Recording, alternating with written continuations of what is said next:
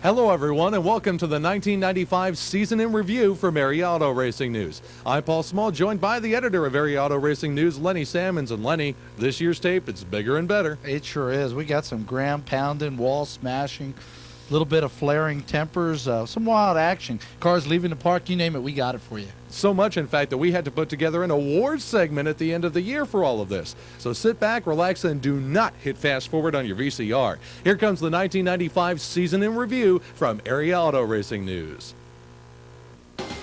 You know, Lenny, there really isn't an off-season in racing anymore. Not when you have the granddaddy of all motorsport shows in January, the Miller Motorsports Show in Philadelphia.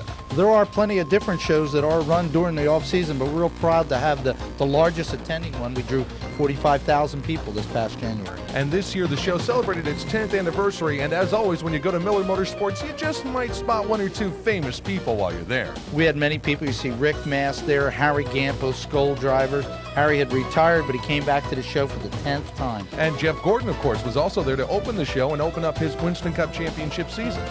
We like to think that maybe we had something to do with that. And of course, the crowning glory of the Miller Motorsports Show is the annual Miss Motorsports pageant, which always draws a bevy of beauties and a whole hassle of spectators. We had many of the former winners at the show this year, and several of them were pregnant. It was kind of a nice twist. Dana Dodson finished first runner-up again for the second consecutive year in the Miss Motorsports pageant. She's a great contestant and always does a great job, just hasn't been able to win. This year, the winner was Trisha Brown. She's a race fan from the Lebanon, Pennsylvania area, and she has just been great all year long and did a record amount of attendance at different tracks. Also in January, nearby King of Prussia, Pennsylvania, the Eastern Motorsport Press Association got together for their annual awards banquet. It's a weekend full of different seminars and speakers and whatnot, and there's competition for writers and photographers during the weekend. Now this year, a special award was handed out to the father of the late NASCAR Winston Cup driver Tim Richmond, and Barefoot Bob McCready picked up the prestigious EMPA Driver of the Year award. Well, this has got to be, one of the pinnacles of my career to win such a prestigious award as this. I mean, some of the guys that have won it, Earnhardt and Andretti and Wallace, Billy Pouch, they're just names synonymous with winning and champions through and through. So, it's really something I'll take and cherish the rest of my life. All right, let's go from the chicken and chip circuit to wings and things as we open the racing season at Volusia County with the All-Star Sprints in February. This is a unique facility where they have a dirt and an asphalt track right on the same grounds. Gary Wright out of Texas in the number 9 car was the dominant factor early in this race, but there was a ringer in this All-Star field. The dude, Danny Lasowski, in car number 47, had to work real hard in the little dusty track here to hold on for a great victory. And he also had to hold off one of the premier World of Outlaws campaigner, the man they call the Wild Child, in the Pennzoil yellow number 22. That's Jack Haudenschild, who was going to give Danny the Dude some fits towards the end of the race, but first he had to recover from this little spin. Wild going. He was able to keep the car going. Haudenschild and Dave Blaney both there. They're in town for the World of Outlaws. They were running later in the week in another track. Now watch this. This is wild. Here is Lasowski in traffic. Haud moves up to the outside. He's going to try for the outside pass in turns 3 and 4, but Danny the Dude says, "Excuse me," and puts him to the outside of turn number 4 to maintain the lead. It was on the white flag lap, too, and Lasowski still has a lot of traffic up ahead, but he's able to maneuver his way past this one a little bit easier and go on for the hard-earned victory. Lasowski in victory lane with the Club All-Stars.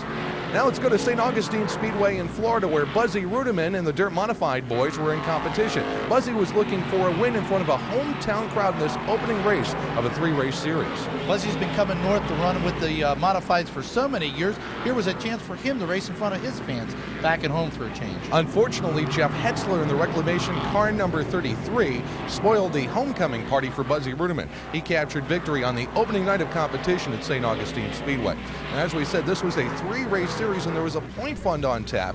Several fans took advantage of the St. Augustine Speedway shuttle to get them to the racing action. There were sprint cars in competition, Legends cars, late models, but the Modifieds took center stage on the final night. You want to talk about a battle royal? Check this out. Danny Johnson in the Freightliner 6 and the Coors 60 of Doug Hoffman going to war on the racetrack. You can see the track is real slick, so passing is tough, and Danny's trying to use up as much ground on the racetrack as he can to hold off a charging Hoffman. Now, Doug tried it on the low side, but then had to counter the Duchess Overhead Doors car number 87, driven by Jimmy Horton. Horton had been up front earlier trying to get the lead, fell back, tried to get back up front. The two tangle here. Horton out of the race with a flat left rear tire after the spin. Hoffman, who had already won a race in the series along with Hetzler and Steve Payne, challenged Danny in the closing stages, but Dr. J was able to bring the Freightliner car in for the victory, while Doug Hoffman won the overall Wheels Florida Open crown.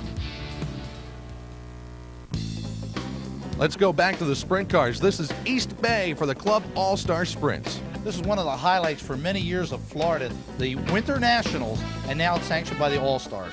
Gary Wright in car number 9, a force to be reckoned with again early on, but if you're in Florida in February, there's a car with a brick wing that you have to watch for. He continued his pace that he had in 1994. Here he is, Lance DeWeese in car number 461 from Waynesboro, Pennsylvania. He makes a great move to get the lead from Wright from Texas. Driving the famous Walt Dyer masonry car. I tell you, he is just on a tear. He's very tough to beat, especially in these wintertime races in Florida. He came back up, and just the way he finished off the 1994 season, you can see his great moves in traffic. He won for the big prestigious win. And unlike Gary Wright, who lost his tear-offs during the race, Lance was able to keep his vision straight and clear all the way to the checkered flag at East Bay.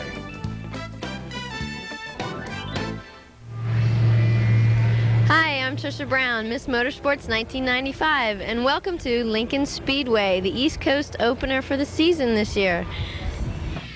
Cold temperatures, but sunny skies and a tacky racetrack. Sprint car racing in Central PA. You gotta love it. Todd Schaefer in car number 88 gets a wheel and a big bite coming off the fourth turn. Now, this upcoming footage here is not for the faint of heart. Somebody get an extra-large economy-sized bottle of Excedrin for Brian Paulus.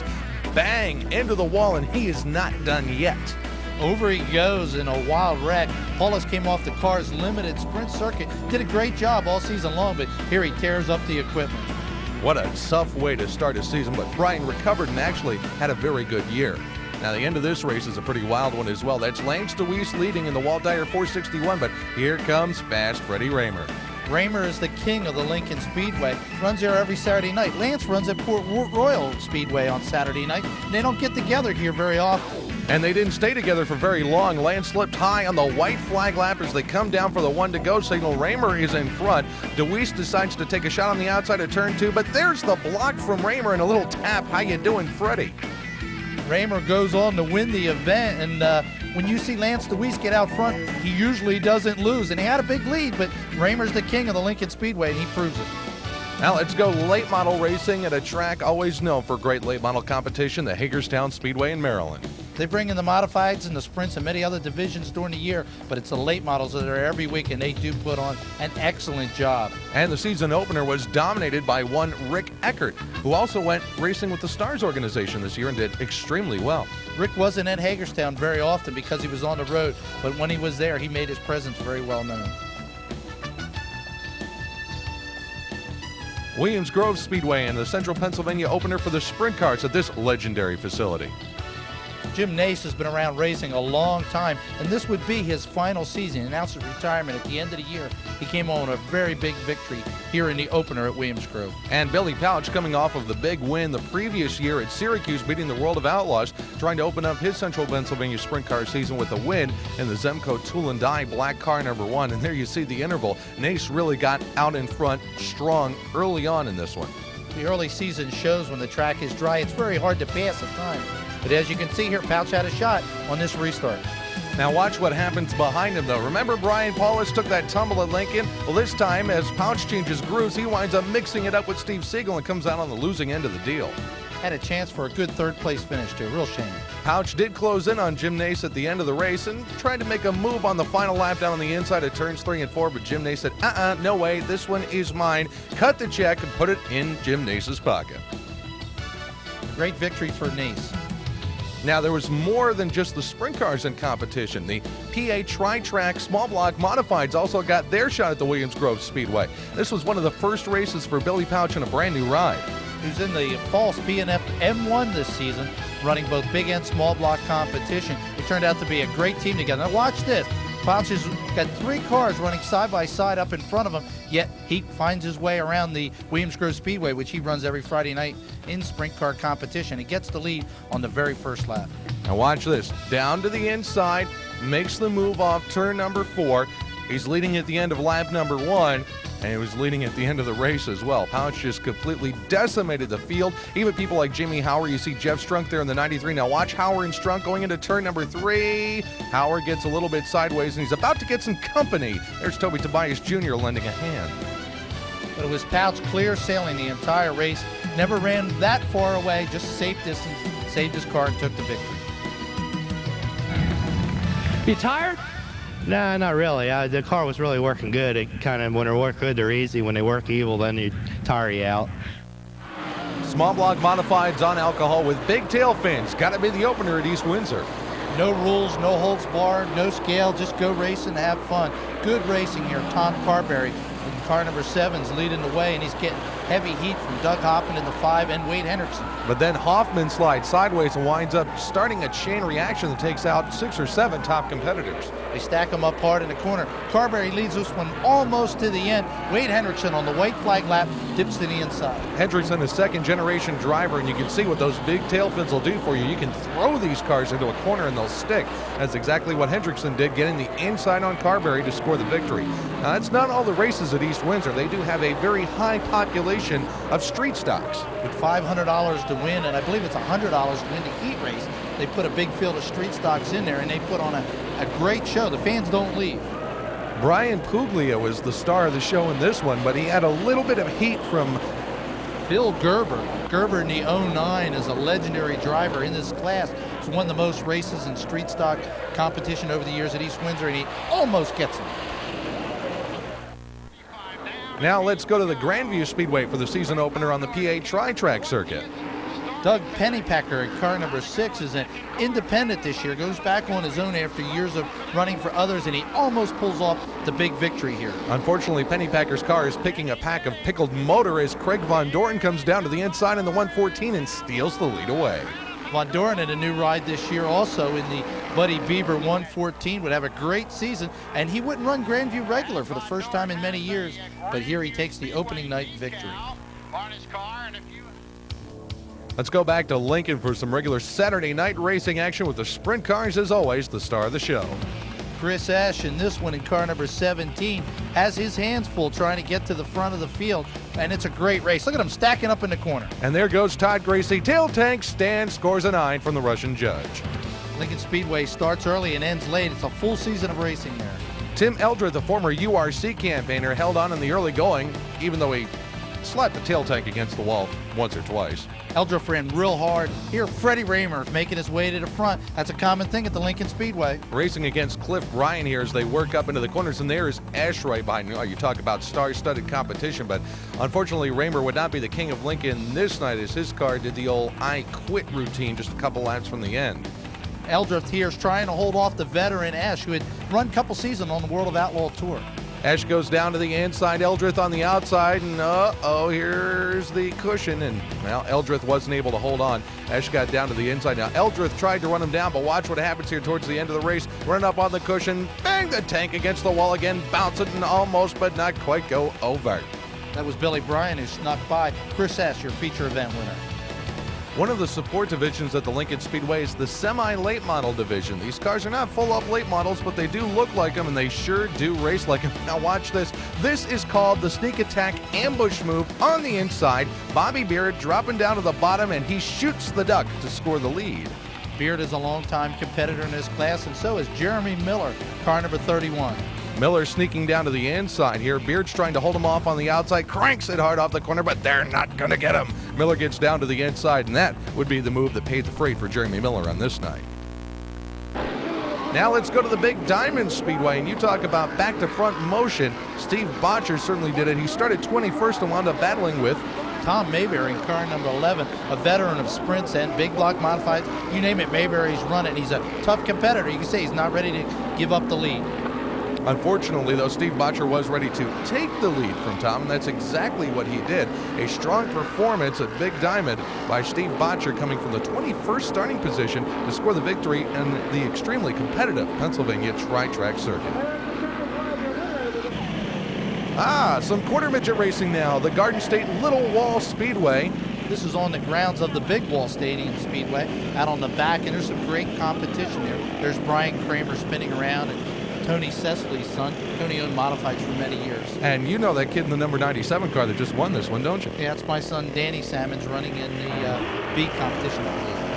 Well, let's move from the Little Wall Stadium to the Big Wall Stadium, where the big boys play in the modern stocks. That's not Jeff Gordon, but it's hot and heavy action. This is a great class. Started out street stock class. Rules kind of got away from it, but it's still good racing. And the modified racing here is exciting as well. In this racetrack, the speeds are so fast in the corners that when you hit the wall, you stand the chance of taking it out.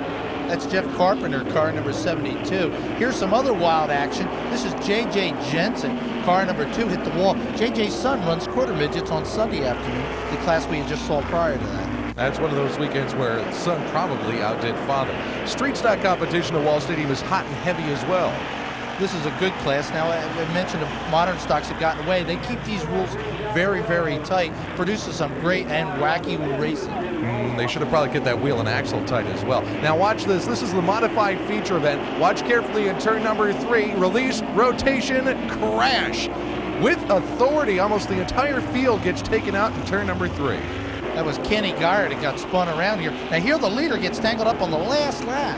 And Jim Loesch in the 19 slips down to the inside. And boy, he's got his hands full at the end of this one. That's Jerry Cramner in car number 11. Would end up being the track champion in what's going to be his last year of regular competition. He didn't win that night, but he did win the championship. Now let's go to the Williams Grove Speedway. You want to see an education in sprint car racing. Now watch this battle up at the front of the field. Jeff Robach had this gigantic lead. He jumped out at the start and went way ahead, almost a half a lap ahead, and then he got conservative, and you cannot do that in sprint car racing. Donnie Kreitz at car number 69 had tracked him down, and then lo and behold, right at the finish, here comes Fred Raymer. Now watch what happens here, because Fred Raymer is going to show you just how brave you have to be to drive a sprint car in this final lap. He's working the outside here, building up momentum. Williams Grove, of course, has those long drag strip-like straightaways and the tight corners. Now watch Raymer just backs it in turn number 3, up on the cushion. Is he going to run out of room? He's going to squeeze through on the outside on the final corner to win it. Wow. We moved to the Stafford Speedway for the Sizzler. Big annual event of the spring, opens up the big racing season in Connecticut.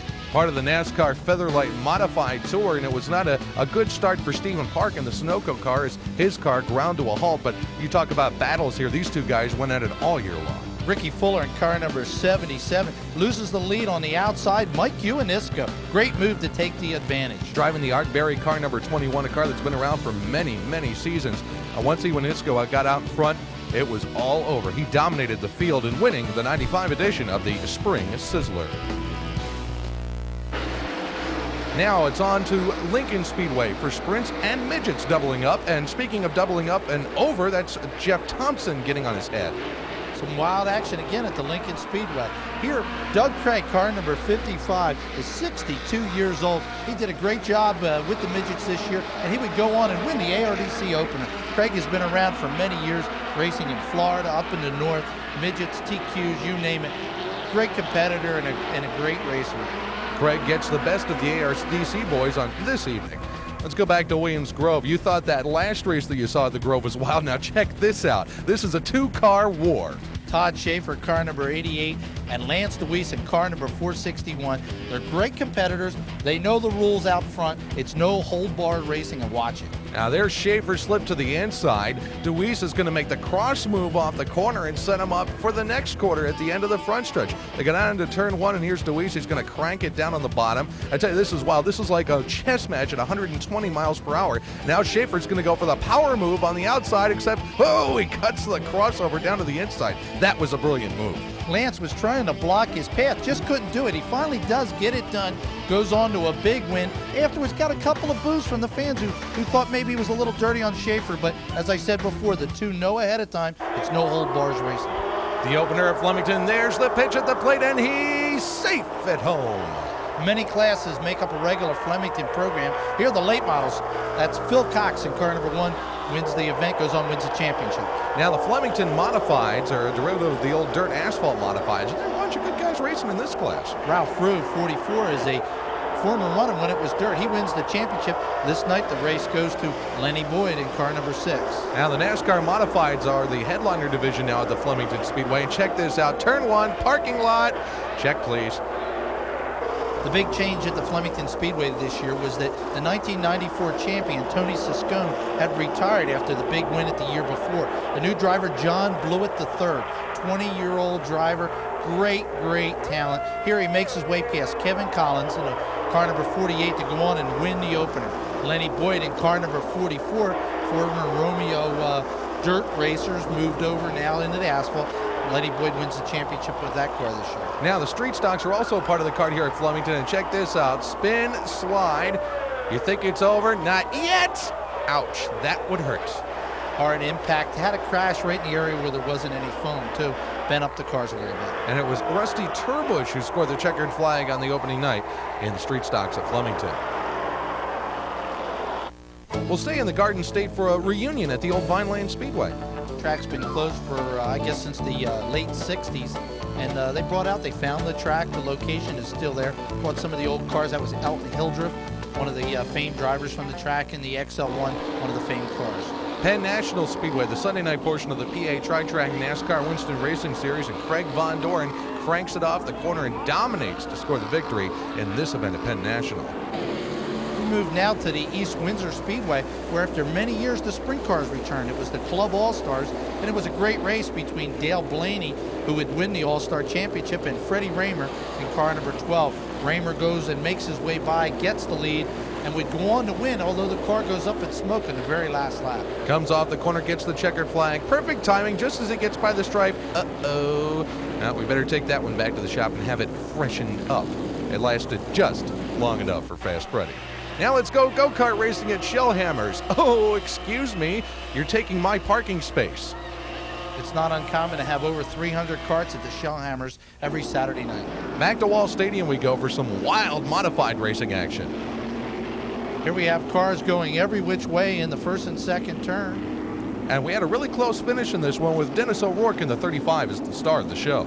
Doug Jacoby, car number 28, almost gets by here, but it's O'Rourke, whose father is the race director at the track, that would go on to win.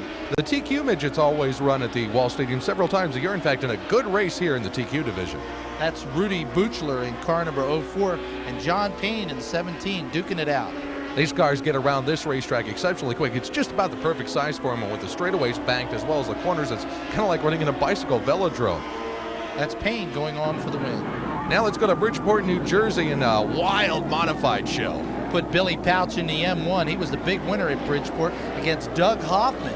He was a night off at the Flemington Speedway, so he brought his East Windsor dirt car over, small block, and gave him a run for his money. Now Billy Pouch will try to show you here how to pull a slide job as they pull into turns 3 and 4. He's a little distance back, but he gets the momentum down on the inside. Now watch what he tries to do to slide underneath, except Hoffman is not there when he gets there. The wall is there, and Pouch almost collects it. And that was the last corner of the last lap. Hoffman scores the Duke. And it gets a very excited crowd a little bit more excited. Hey, let's go to the airport in Delaware. No, not where the planes fly, where the micro sprints fly, literally. And the landings aren't as soft either. Yeah, that's a perfect no-point landing on both parts there.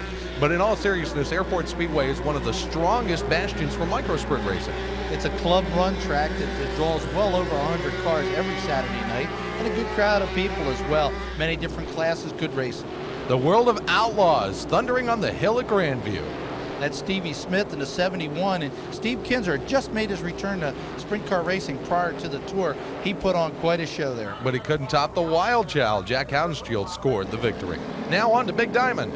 That's Glenn Strunk in car number 8. He's been so close to victory lane, always seemed to have it snatched away.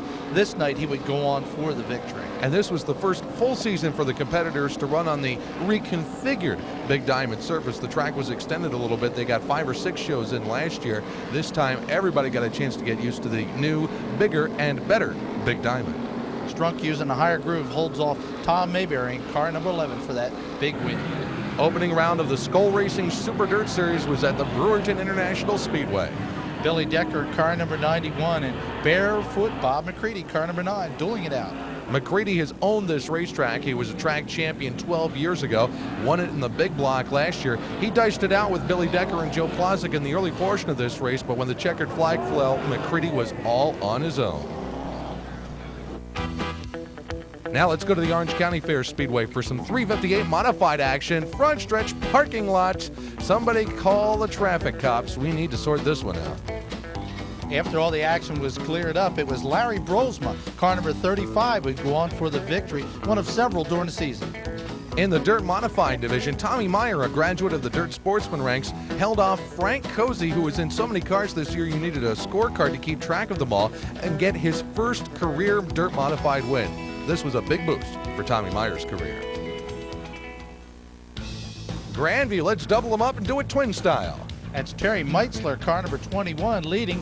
Tom Mayberry back again in car number 11. Good season for Mayberry. He makes his move on the inside and gets the advantage.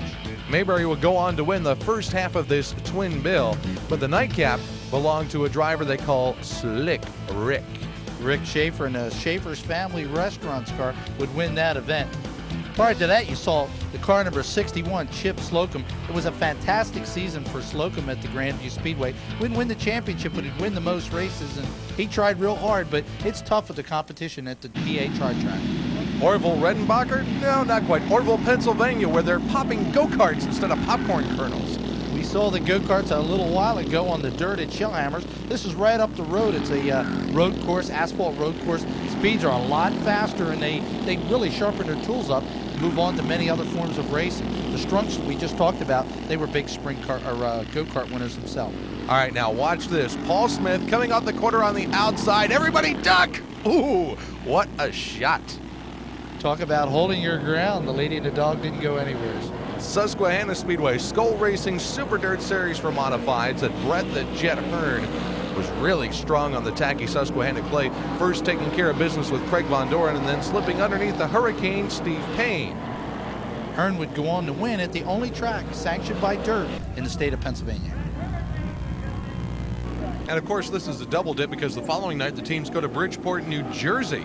Brett Hearn, starting up front, jumps out to the lead over Bob McCready, making his return after that kind of controversial 200 the year before at Bridgeport. There was some controversy in this race, but we'll get to that later on. Before that, a wild battle at the front of the field and a ton of guys involved. Doug Hoffman in the Core 60, McCready, and Billy Pouch in the Faust B&F M1. Now, Bridgeport's a 5/8 mile track. Pouch is running a mile here, all the way around the outside, but putting on a great show for the fans. Watch him just carry it right up to the wall here as he works on McCready. Meanwhile, Hearn is still up front in this one. Now he's pressured by Hoffman, and here comes Pouch, who is just flying through the field. Great racing at Bridgeport. As you can see, the drivers are either running well down low or way, way, way on the outside. And look at here, Pouch goes around Hearn, who's actually running on the outside too. Hearn's probably wondering, where did he come from? Did he go out of the park and come back? And now Pouch makes the same move, past Hoffman to take the lead. Just great racing at the Bridgeport Speedway. Now Hoffman tried to get the lead back and actually was successful, but then Pouch retook it. Unfortunately for Billy, this would not be a victory for him. With 8 laps left to go, the left rear tire said, see ya. Pouch heads to the pits, and it's Hoffman now who gets the advantage. He'll go on to win, but does he? Now the story's not quite over because when he crosses the scales, the dirt officials throw the big DQ at him. He had switched cars, ran one car in a heat race and another in the feature.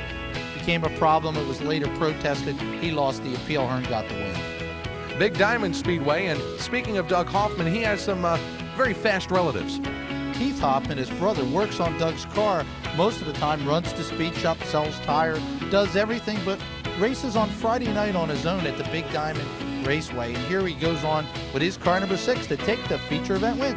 Carrying the Wheels Discount Auto Supply Stores colors in the Pennsylvania area, there's Keith in Victory Lane. Now let's start the 358 Skull Super Dirt Series at Accord Speedway, a very tight little quarter-mile oval. It's almost like racing inside a hockey rink, but I tell you, you put Brett Hearn anywhere, and he can do some rubbing and some racing with the best. There's Kenny Tremont, car number 115, moving the Hauser car over to get inside him, and then here's some more contact action at Accord. Hearn dives down to the inside of Danny Johnson and then has to contend with some heavy lap traffic. Now watch this, threading the needle between Dave Hayslip and the Hurricane Steve Payne. That's Pat O'Brien and Tim Fuller in the Arch 19 brakes. Hearn has to take evasive action down to the inside. He was really sharp in winning the opening round of the Skull Series. Now let's do the big block Skull thing at the Ransomville Speedway. It's Summer Nationals time. Bob McCready, again, he's always a factor in all the races that dirt sanction. He's on the road. Here he moves up into some close competition. Now the story of this race was Danny Johnson in the Freightliner car number 6 charging from the back end of the field after qualifying to a consolation race. And he was just flying by people left and right. Here he slips to the inside of Jimmy Horton. Of course, Danny knows this racetrack. He was their 358 modified track champion for 1995, but he could not catch the master of going faster, who wins the Summer Nationals for the second straight year. Back to the Bridgeport Speedway now for some regular modified action. Now, Billy Pouch is away this night. He's not up at the front of the field. We have Ricky Elliott. He took over the Hargrove number 48 during the season and became a good runner. Craig Von Doren, car 114, usually ran at Grandview. He snuck over to the Bridgeport Speedway often this year on Saturday nights, and the two of them hook up in a really good battle this night. But it's Ricky Elliott holding off. They're both using that top groove and going on for one of several wins after he picked up the Hargrove 48 ride. A great job by the man they call the Delaware Destroyer. Grandview Speedway hosts a big late model event every year for their hometown division called the Firecracker 40. Ed Aikens, car number 16, works the inside here to get the advantage. Aikens in that green car, not worried in superstition there at all. He takes the green to the money. Wonder if he eats peanuts in the pits too, Lenny. I'm sure he must. No worry there. He goes on for this big Firecracker 40 victory at the Grandview Speedway. Aikens brings it across the line and enjoys the spoils of Victory Lane at Grandview. Now let's go to Penn National and watch Kenny Brightbill in a car that Billy Pouch used to campaign. Tabloid Graphics was on the side of Kenny Brightbill's car this year, and he had an excellent season, both 358 and big block competition. And when you're in a race with Kenny Brightbill, you can guarantee he is unrelentless. He will continue to work inside, outside, until he gets the advantage he's looking for.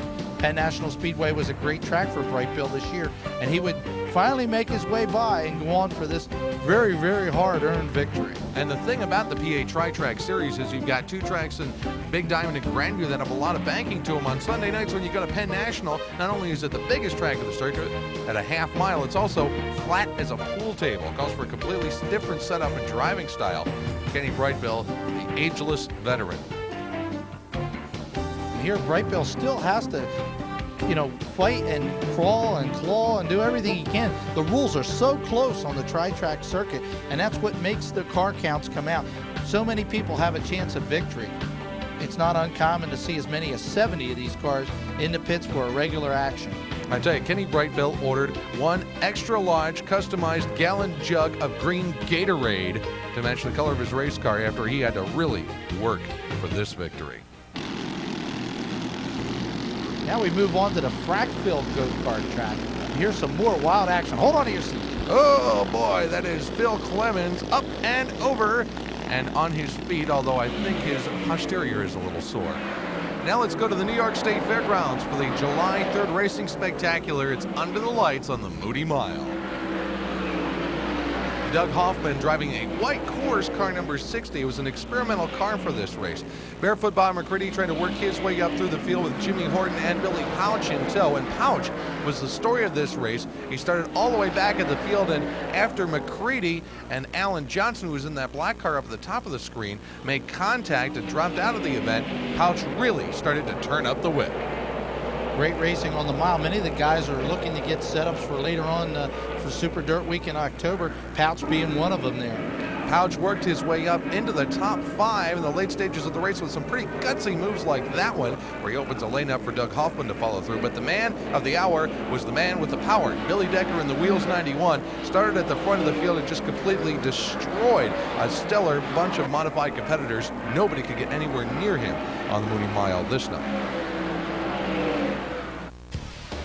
All right, let's go to Selinsgrove, Pennsylvania, and this is a fun one to watch. Watch his wild action as Carl Card Jr. takes a wild ride out of the ballpark. Here he comes, and there he goes. He's out of here, baby. Flagman throws the red, worried about Card, but no problem there. Everybody's kind of wondering right now, okay, we're all slowing down. Anybody see Carl? Earth to Carl, paging Carl, earth to Carl. Wait a minute, there's that little trail of dust off the fourth turn. Believe it or not, he drove out of the ballpark and drove himself right back in the ballpark. Amazing. Picked up the race and was able to continue right on. Front end's a little bent up, but hey, I mean, he made it back in. That's all that matters. By the way, there was an actual race after that incident, and Jeremy Huffman was the winner of this particular street stock show at Selinsgrove. We moved to the New Egypt Speedway, New Egypt, New Jersey. The track had been closed to oval track competition for many years, probably 10. They ran go-karts inside the infield, and that was it. New management got in there this year and tried their hand. They dropped the admission down to a low dollar amount. We're packing them in every Wednesday night. A great future looks ahead, again, for the New Egypt Speedway. The street stocks were part of the show. Craig Wallace, car number 77, would thread his way through the action. It was a local car sponsored by the Wawa chain of stores up the street. Excuse me, I'd like to get out of here now. Could somebody open this gate, please? Really, I'd like to get out of here. Could somebody just open this gate? There's Wallace, car number 77, with his hand out, waving to the big crowd as he goes on to the victory. The small block modifieds are the headline division at the New Egypt Speedway, and boy, they get around this track quick. Passing is tough, speeds are fast, and action can sometimes, certainly in the early laps, get a little bit heavy as they try to get to the front. Case in point from Professor Salmons, one car spins and we have instant parking lots. You see Kenny Woolley, car number 25, try to thread his way around. Sam Russo was up in front in car number 3, and Woolley was trying to catch up to him. You could see that Russo was stuck in traffic here in the final laps, but unfortunately for Woolley, he damages the rear suspension on his car. He drives it around anyway and is able to get a second place finish out of this, which was very important because he would go on to win by a narrow margin the point championship. Sam Russo, your winner. Now let's go back to the Big Diamond Speedway and watch a battle here between Mimi DeSantis and one of the other top competitors on the tri-track circuit. That's Kevin Hartnett, car number 88. They're working real hard to get to the front. Hartnett makes his way by car number 55, 58 rather, Terry Reimer. Now Mimi DeSantis ran the PA tri-track circuit this year. He's run just about everything. Sprint cars, big block modifieds, you name it. He was back at Big Diamond this year and takes this to victory, car number 8. Now let's go to the Cornwall Motor Speedway for some Skull Super Dirt Series action. Bob McCready and Chris Moore. Hello, Walls. Hello, hello. Crowd gets a great view of that action right in front of them. You can see they're waving their hats for this Skull Super Dirt Series event. Packed house, tacky quarter-mile racetrack, and that always adds up to excitement. There, Billy Pouch getting bent up a little bit. Jeff Trombley, say hello to the wall, Frank Cozy. Again, the fans getting a close look of all this action on this tight little racetrack. And Jimmy Horton was the master of this track here. Danny Johnson gets up on top of Pierre Dagenet. Horton gets parked out in the outside of turns 3 and 4, but no matter, he gets back in the throttle and charges back up through the field to challenge Bob McCready for the lead. Horton was back on the circuit this year as a full-time driver, and he really made his presence well known. Here he goes on to take the big feature event win at Cornwall. The Canadian swing for the Skull Racing Super Dirt Series continued at Autodrome Drummond the following night. Again, the guys are on the move. You see Danny Johnson, car number 6, making an early charge to the front. And look at Billy Pouch knife his way through a 3 deep with Steve Payne on the outside, and that was Alan Johnson down on the inside. Barefoot Bob McCready and Brett Hearn, well, they had to avoid this little tandem spin and stop, courtesy of Doug Hoffman and one of his Canadian friends.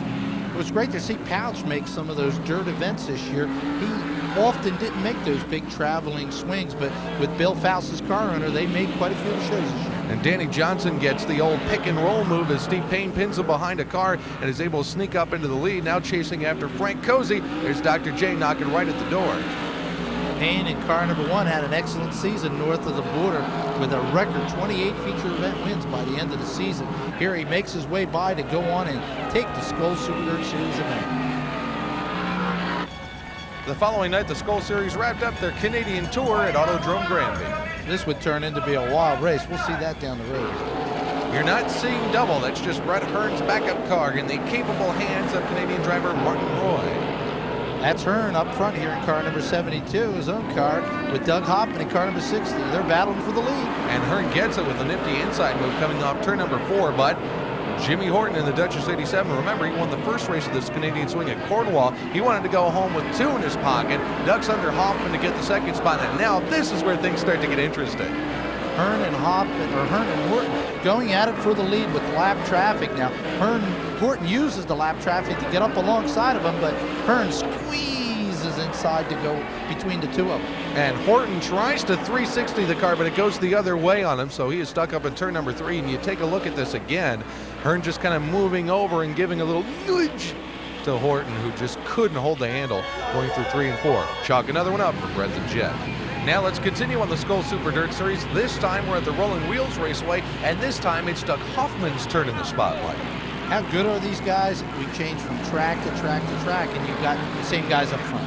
Barefoot Bob McCready succumbing to a flat tire in this race. He had to charge his way back through the field. Never got the opportunity to challenge the hot dog. More Skull Super Dirt Series action, this time on the tight confines of the quarter at 5 Mile Point. These little tracks have such great charm because of the close competition. Look at these guys weaving their way through the field. Kenny Tremont, car number 115, was super hooked up this day. Brett Hearn has really dominated 5 Mile Point in the past couple of years, but on this night, Kenny Tremont had the better setup and did a much better job negotiating traffic. Tremont, the Sly Fox, just kind of hiding himself in amongst the Bachelette cars, takes home a Skull Super Dirt Series victory. This is the Grandview Speedway, Thunder on the Hill, and talk about versatile drivers. Billy Pouch is one of them. There's his black number 1. It's not owned by Bill Faust. This one's or Bob Faust. This one is owned by the Zemco Corporation, and Pouch takes it on to victory at the Thunder on the Hill event at Grandview. This Doppler radar time-lapse shows the intense storm as it moved through northern New York around 4:30 a.m. Saturday. The Can-Am Racing facility in Lafargeville was leveled. The whole complete tower, 30-room tower, has just been destroyed. It was on the ground when I got here yesterday morning. Bleachers need quite a little repair. The force of the winds moves some of those ahead a couple of feet. We had to move them back. We've got a lot of boards we got to replace and some steel work to do. Northern New York race fans learned a meteorological term known as microburst in July when the Can-Am Speedway was completely leveled by a severe, intense band of thunderstorms. Undaunted, everybody went to work. A lot of people volunteering their services, heavy equipment, and manpower. And unbelievably enough, after only 3 weeks, the Can-Am Speedway was back on its feet and racing again. This is the Marsh Creek Speedway in Pennsylvania, another go-kart facility. This is owned by Ronnie Paulson, who was a modified driver, put together a large amount of wins down in Delaware. Now he's a promoter, and he's getting good car counts here with this tight little oval. Good racing. Again, a great place to sharpen your skills for future racing in the modifieds or sprint cars.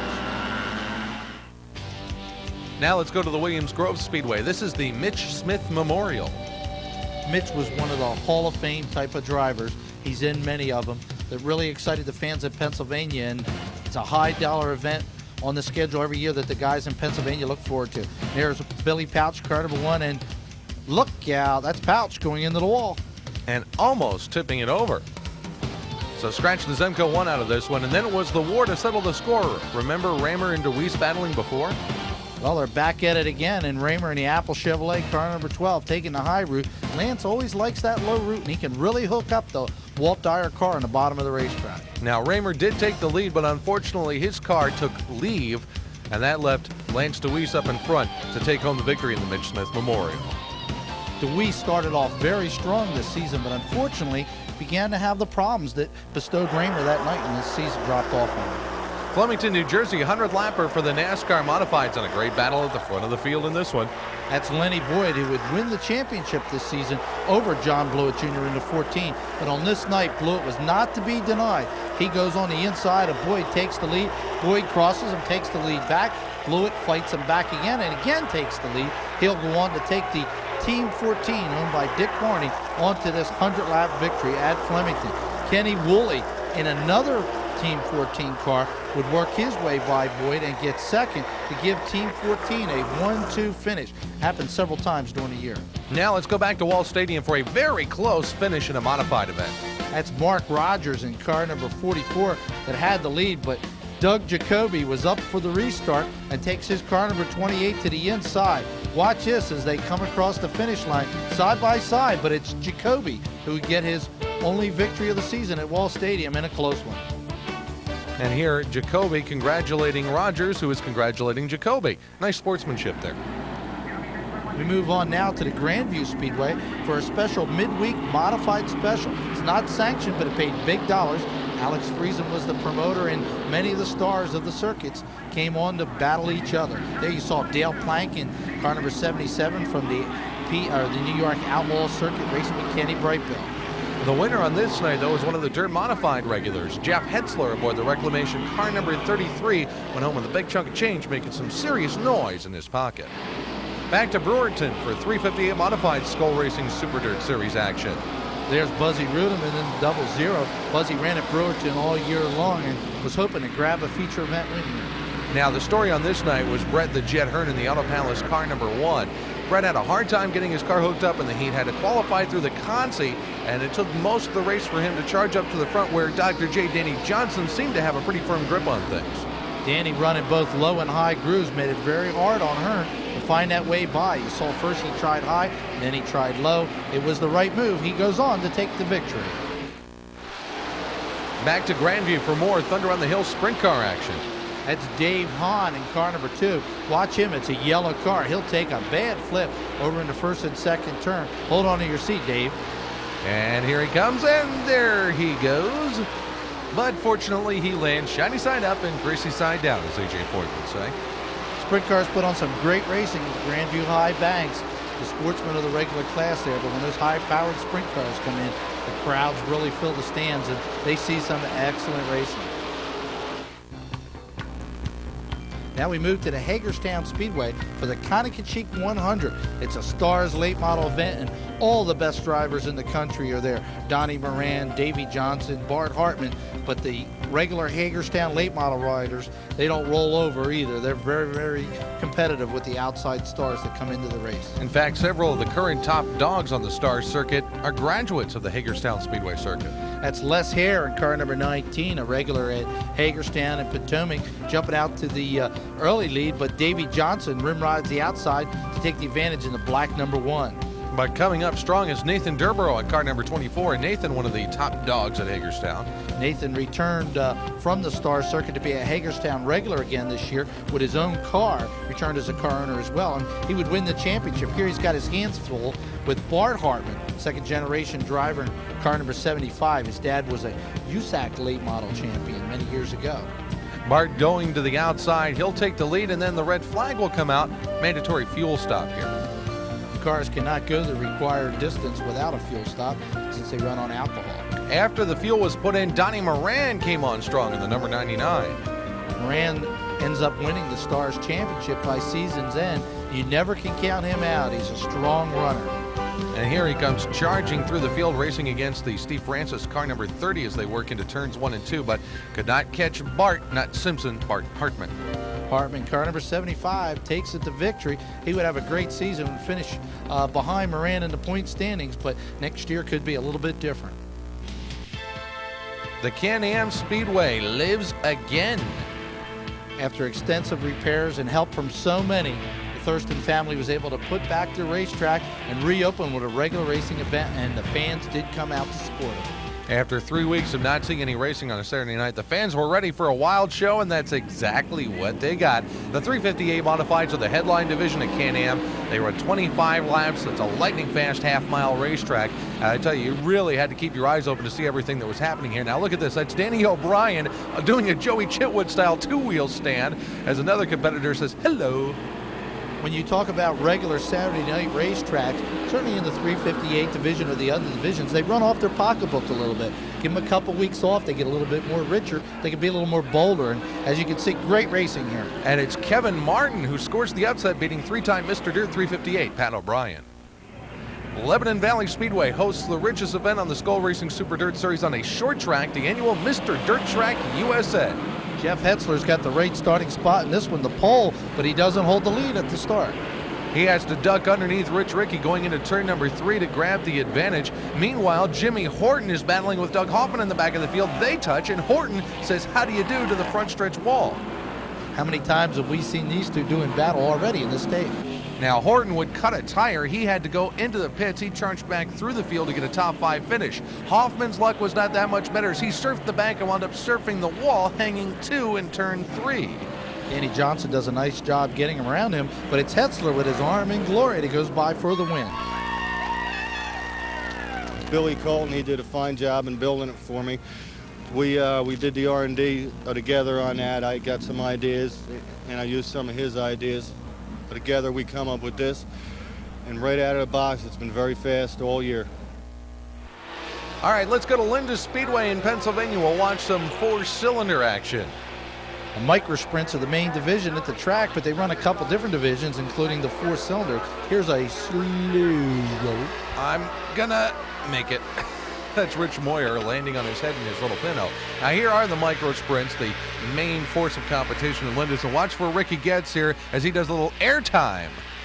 Getz, a former go-kart racer, has done real well in this class. They draw well over 75, 80 cars in the micro sprint class every week there. Now let's go to Grandview. The house is packed for the Forrest Rogers Memorial. Some big bucks on the line here. You can see a strong field of competitors.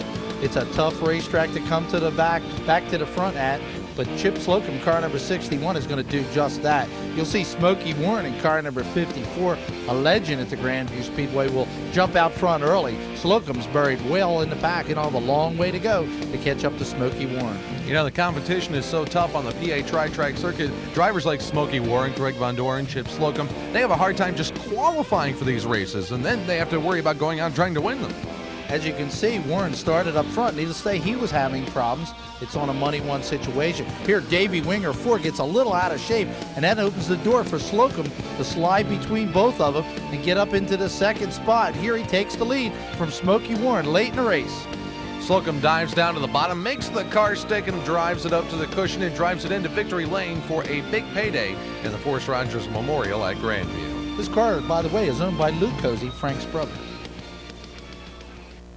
The World of Outlaws made a trip to Bridgeport, New Jersey. Some wild heat race action here. You'll see a car getting sideways over in the first turn. We track it back. There's 2 of them going upside down. The traditional Outlaws 4-wide pace lap before motorized mayhem breaks loose on the big 5/8 with Billy Pouch providing some of that mayhem. Pouch had problems right from the start of this event. Ended up getting a little sideways and had to cut the infield to catch back up to the field. While Stevie Smith battled with Greg Hodnett, Billy Pouch found a new parking space at Bridgeport, outside turn 2. It just wasn't Pouch's day. The king of the modifieds at the track all season long. He was hoping for a big upset win here against the Outlaws. It just didn't happen. Now, the man who was the star of the show this night was driving the Hooters car number 1, that's Sammy Swindell, who split his time between a NASCAR Super Truck and the World of Outlaws this year. Sammy likes going fast. He likes the big racetracks with a lot of room. He can just put his foot down and go, and Bridgeport served him real well with 2 victories there this season on the World of Outlaw Tour. Now, whenever you go to a big, fast racetrack, you always know Jack Housechild is going to be in the mix somewhere. And that's Dave Blaney in car number 10, trying to wrestle the second spot away from Hod. You'll see the 2 of them duking it out a couple times. Here, Hodachov tries a low move in traffic, gets binded up just enough to let Blaney come flying up the inside. Hod has to surrender that second spot as Blaney puts the vibrant Casey Luna Ford down on the bottom of the racetrack through turn number 4, but far out in front was Slammin' Sammy, who scored the victory. Now we're going to go to the Clinton County Fair in Pennsylvania for a little bit of racing, but first, if you like to get your frustrations out, may I suggest that you take up alligator wrestling? What kind of hold do you call that? I wouldn't call that a Boston crab. Is that maybe that's a, I don't know, Pennsylvania alligator? I'm not sure. That's how they tune up their officials for later in the evening, toughens them up a little bit. Clinton County is a tough little racetrack, but it's fast and it's tacky. The late models in competition. This is a fair event. The sprint cars had the night off, so the late models were the headliner. They put on a great show. Now, there's more than just Clinton County than the sprint cars and the late models. They have a couple of other neat support divisions. Their straight stock class is extremely competitive. You said the track was a little tight racetrack, but here they go 3 wide around the corner. Some tough competition. And don't get the idea that dune buggies are just for off-road racing, because at the Clinton County Speedway, in addition to micro sprints on occasion, they actually race dune buggies. And if you don't believe me, look at this. A full field of them, too, come out. They run them on a regular basis out there in Central PA, and they put on a pretty good show. And there's our lucky dune buggy winner. To the St. Regis Indian Reservation we go in the Frogtown International Speedway for the Skull Racing Super Dirt Series. Fans were jumping for joy of this event. You better believe it. Jeff Hetzler in the 33, dicing it out with Doug Hoffman in the course car number 60, but they were all chasing the Auto Palace corporate jet with Brett Hearn at the keyboard. Rick Wilson had a terrible crash here, just slammed into the wall and knocked him out for about 10 minutes, and it looked kind of scary when Wilson was brought out of the car, but believe it or not, Rick recovered completely from this crash, was racing just a week later.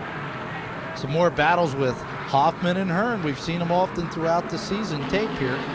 And here's Hearn going with a power move with authority on the outside and bringing it home for another win on the Skull Super Dirt Series.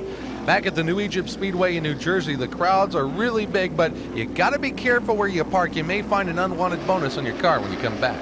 That early season races, they were filling the parking lots up, so the police were giving them the break. At least they did give the people the warning to go move their cars. Modified feature event in New Egypt. Jeff Loesch in the number 19, the star of the show.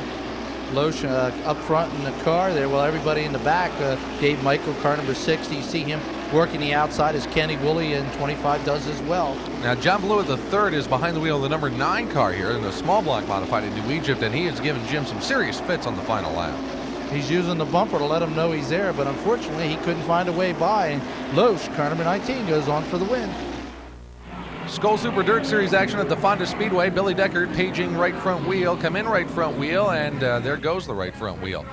Frank Cozy in the CarQuest car number 1 was the early leader of this one, but he and Jack Johnson in the Bobar Service 12B ride this year, not the traditional 12A, both succumbed to problems. And up front, Bobby Varon was leading when Brett Hearn got caught up in the middle of this hard grinding crash on the front stretch. Luckily, Hearn was able to exit the car without injury because he took a great shot right in the side door there. With all the momentum Hearn had coming in, though, this was definitely a downer for the corporate jet. At the front of the field, Dr. J. Danny Johnson was really having a tough time with Bobby Varon, who had won only one modified feature in his career up until this night at Fonda. Varon was possessed, and drivers just get into that rhythm some nights. He was not going to be denied. Danny Johnson or whoever was in front of him, he was going to go by, and he goes on for the win. Bobby Varon in the zone. Bobby Varon breathing deeply in the zone, holding off Barefoot Bob for the victory. Lee Speedway in New Hampshire, and boy, they love to celebrate when the winged ISMA Super Modifieds come to town. You hear that crackling in the background? No, that's not sparks coming from the racetrack. Those are sparks of a different kind, the ones in the air. Here, check it out and you'll see what I mean. The Supers get around the track extremely fast and also hot sometimes. That's Joey Payne Jr. who was in a Super Modified on this night, and it was a little hot in that cockpit. And it was hot for Dave McKnight in the Mucci number 98. He sliced and diced his way through the field to score the victory at Lee. Now we move on to a race that means a lot to the Salmons family. It's the Len Salmons Memorial Race. My father, who started the racing paper over 30 years ago, is honored with this event at East Windsor, and it was a race that the family and everyone there on hand cherished. Just a great race. The last 34 laps of this 50-lap race ran without a yellow, and it allowed Kenny Brightbill in the 19, Doug Hoffman in the 5N, Jimmy Horton in the 87 to each take turns leading this event several different times as they threaded their way through some very, very heavy traffic. Brightbill was the early leader. You could see Hoffman here in the 5 sneaking his way along the bottom, trying to get the advantage, and Horton sitting right back behind them. Now, all these drivers did was basically trade the lead back and forth between them about, 15, 16 times on the last 34 laps. You want to get an education driving in lap traffic, watch what these guys do. These are 3 of the best modified drivers in the business, and they just pulled some amazing moves. Now, here's Hoffman. He's going to dive down to the inside, and he's going to get caught in traffic. Horton trying to set him up on the inside. Now they're going to stack him 3 deep down the backstretch, and watch what happens. Hoffman is pushing the lap car in front of him, tries to push it down into Horton's lane. That doesn't work. He drifts back up. Horton comes back down to the bottom, has the lead by a wheel coming off turn number 4, and we're still not done yet because here comes Kenny Brightbill then. Brightbill now, you had kind of forgot about him. Here he sneaks back up the inside and rejoins this race. It was just an absolutely fabulous 34 laps of competition. Nobody sat down. Here Hoffman puts a wheel underneath and takes the lead from Jimmy Horton yet again. And then Horton comes back on the outside. Hoffman again working the bottom, is going to find traffic in front of him. So Horton goes around the outside, pins Hoffman to the lap car, and goes around to take the lead back again. But Hoffman's not to be denied. He sneaks around that lap car as well. That's called a pick and roll move in basketball, and Horton executes it to perfection with just a couple of laps left to go in this one. You can see Horton's in trouble again as his lap car slides up to him. Brightbill moves back into the second spot, but he just can't close Hoffman's outside groove off, and Hoffman gets back to his second spot. But it was Jimmy Horton who would go on and win. The entire Salmons family, my mother was there, my two boys. It was just a great night for all the Salmons family.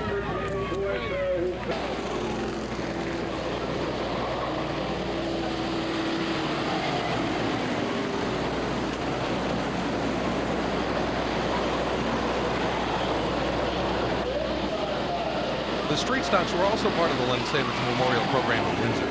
It was a good race up front. Larry McVeigh, the orange car, sneaks along the bottom. He would go on to win one of many that he would collect during the season at both East Windsor and at the Bridgeport Speedway. Larry McVeigh, big winner in '83. Let's go to the Seacoast Speedway in Delaware, where in addition to modifieds, they have their unlimited sprint car class that campaigns there. They've been developing this class here, and it's coming along real nice. One of the stars of the class is a young lady, Rebecca Anderson, and watch this wild ride as she goes out over the fence, but her ride is not over. Yeah, you can't see it from here because it's dark, but the next day our trusty videographer decided to take a little field trip and show us exactly where Rebecca went. Now you see the hole in the fence right there where they're galloping through? There it is during the daylight from another angle. Now she came through here, across this field, up to the shoulder of a 4-lane highway. This is Route 113, went across 113. Conveniently, there happens to be a U-turn right here, and went out into the woods and stopped here. Never hit anything once you got out of the speedway. And there was quite a bit of traffic that travels that route to the shore during the summer months.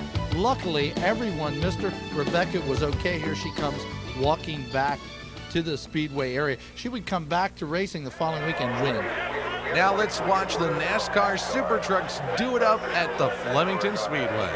One of the major stories in racing this year was the success of the Super Trucks.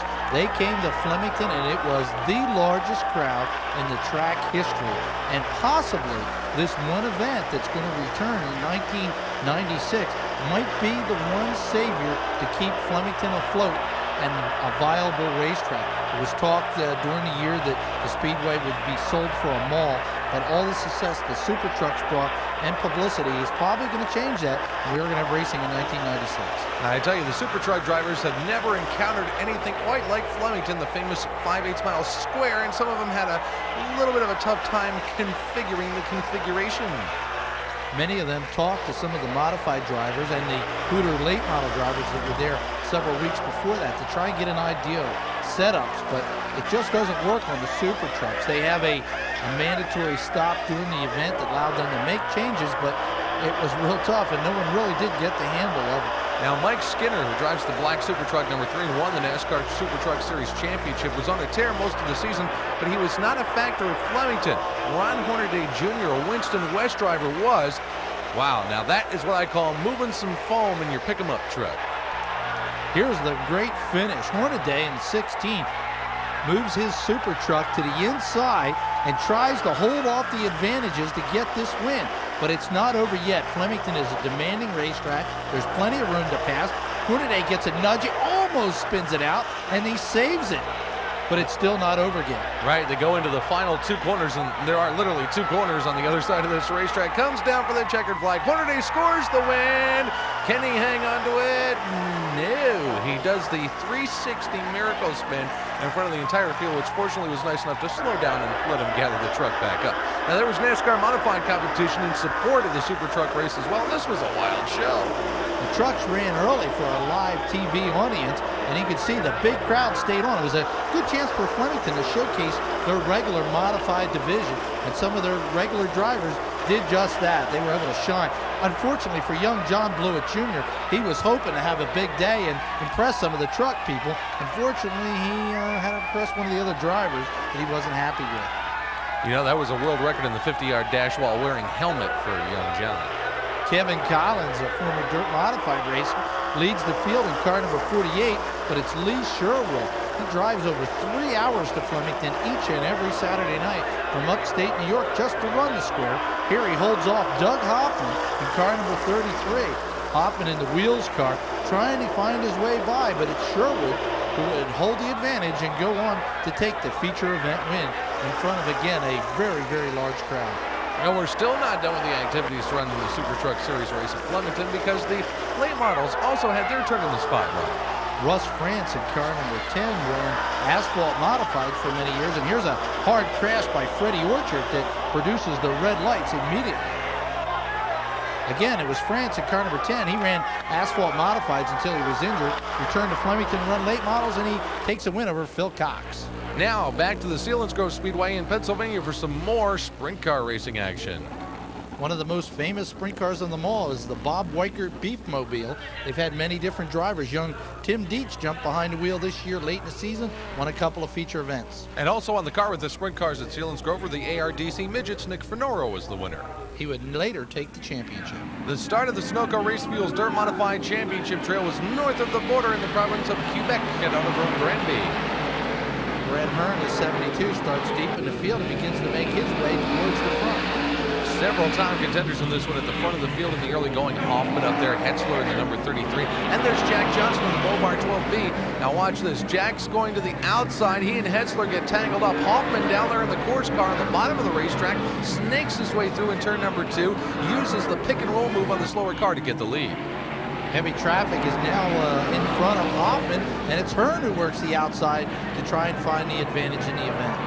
Hearn working it hard up at the top of the racetrack, trying to slingshot off the corner and get by. Now, Bob McCready got tangled up with Frank Cozy in this one, and that knocked both of them out of contention. Picking it back up with Hearn in front and Horton trying to move on up to leader Doug Hoffman. Just behind you see Alan Johnson, who's having a strong run aboard the 14J with Billy Decker on the wheels, 91 just behind. Hoffman with 3 laps to go, cuts a tire, and he is out of contention. Hearn brings him down for the restart with Alan Johnson and Horton right on it, but it's Hearn with a problem there. So Hearn drops off the pace, and we boil it down to the final lap of this one. And this has got a bit of a surprise ending. Alan Johnson leads going into turn number 3. Here comes Billy Decker on the outside. Now Decker's got the lead, but wait, it's still not over. There's one more corner left, a little touch and go, and that's where Alan Johnson goes right to victory lane in the 200 at Granby. We now move to the Grandview Speedway again. It's thunder on the hill, and the sprint cars are king. But sharing the program are the mini sprints. The mini sprints are the little brothers to the sprint cars. They fall in between the sprints and the micro sprints. Run 1100cc motorcycle engines. They do have clutches and self-starters, and they run either shaft drive or chain drive transmissions derived from motorcycles. And what you're going to see here is a wild twin flip. The guy who flipped first was having so much fun that the guy next to him says, "Hey, I can do this too. Can I join in?" It produces the red flag on this evening. Both drivers were uninjured, but their cars were tore up. Now let's go to the Bridgeport Speedway in New Jersey. The battle for the track championship of the Fast South Jersey 5/8. Billy Pouch had injured his arm in a sprint car mishap at the Knoxville, Iowa Nationals. He wasn't there, and when he wasn't, Jamie Mills at Mills Brothers Market, number 30, was on top of his game. He passed Ricky Elliott for the lead this night, and he would go on and win the Dirt Modified Championship at the Bridgeport Speedway. An amazing job in his sophomore effort. He was previously the Dirt Modified Rookie of the Year.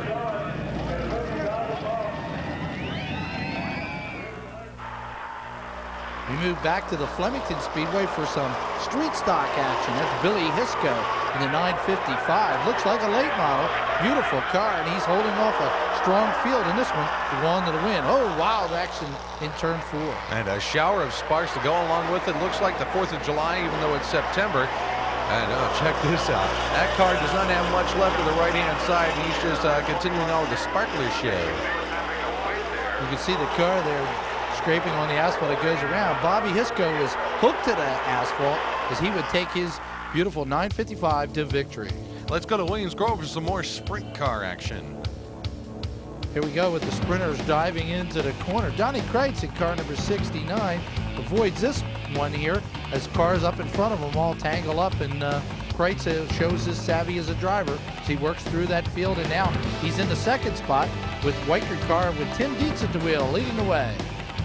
Dietz tries to hold on going into turns 1 and 2, but watch Kreitz. Kreitz is a master here at Williams-Grove. He sets the move up perfectly coming out of turn number 2. Momentum, bite equals pass going into turn 3.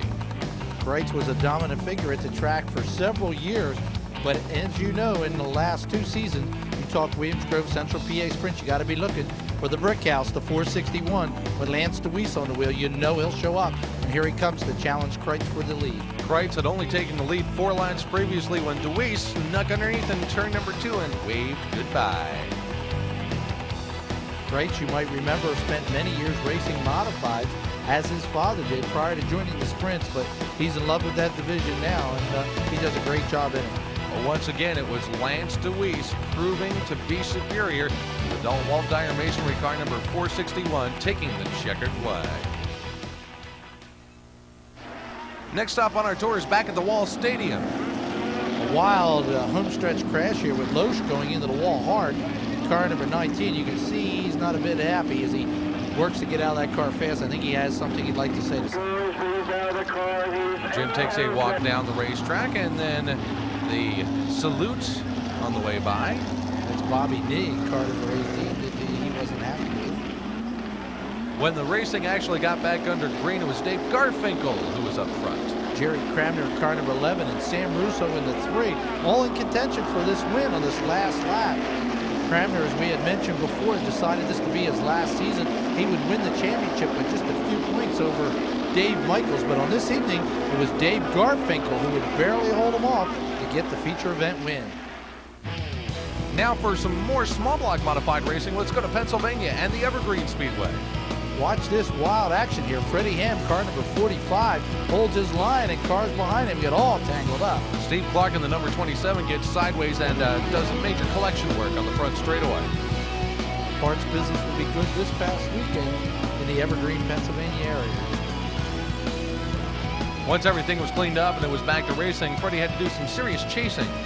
He would finish second and led the points for much of the year at the Evergreen Speedway, and Freddie Ham has been around that circuit for a long, long time, racing first at Dorney Park and then later moving up to Mahoning and the Evergreen circuit. A great runner, Freddie Ham, car number 45. Now the Ronnie McBean Memorial at Hagerstown.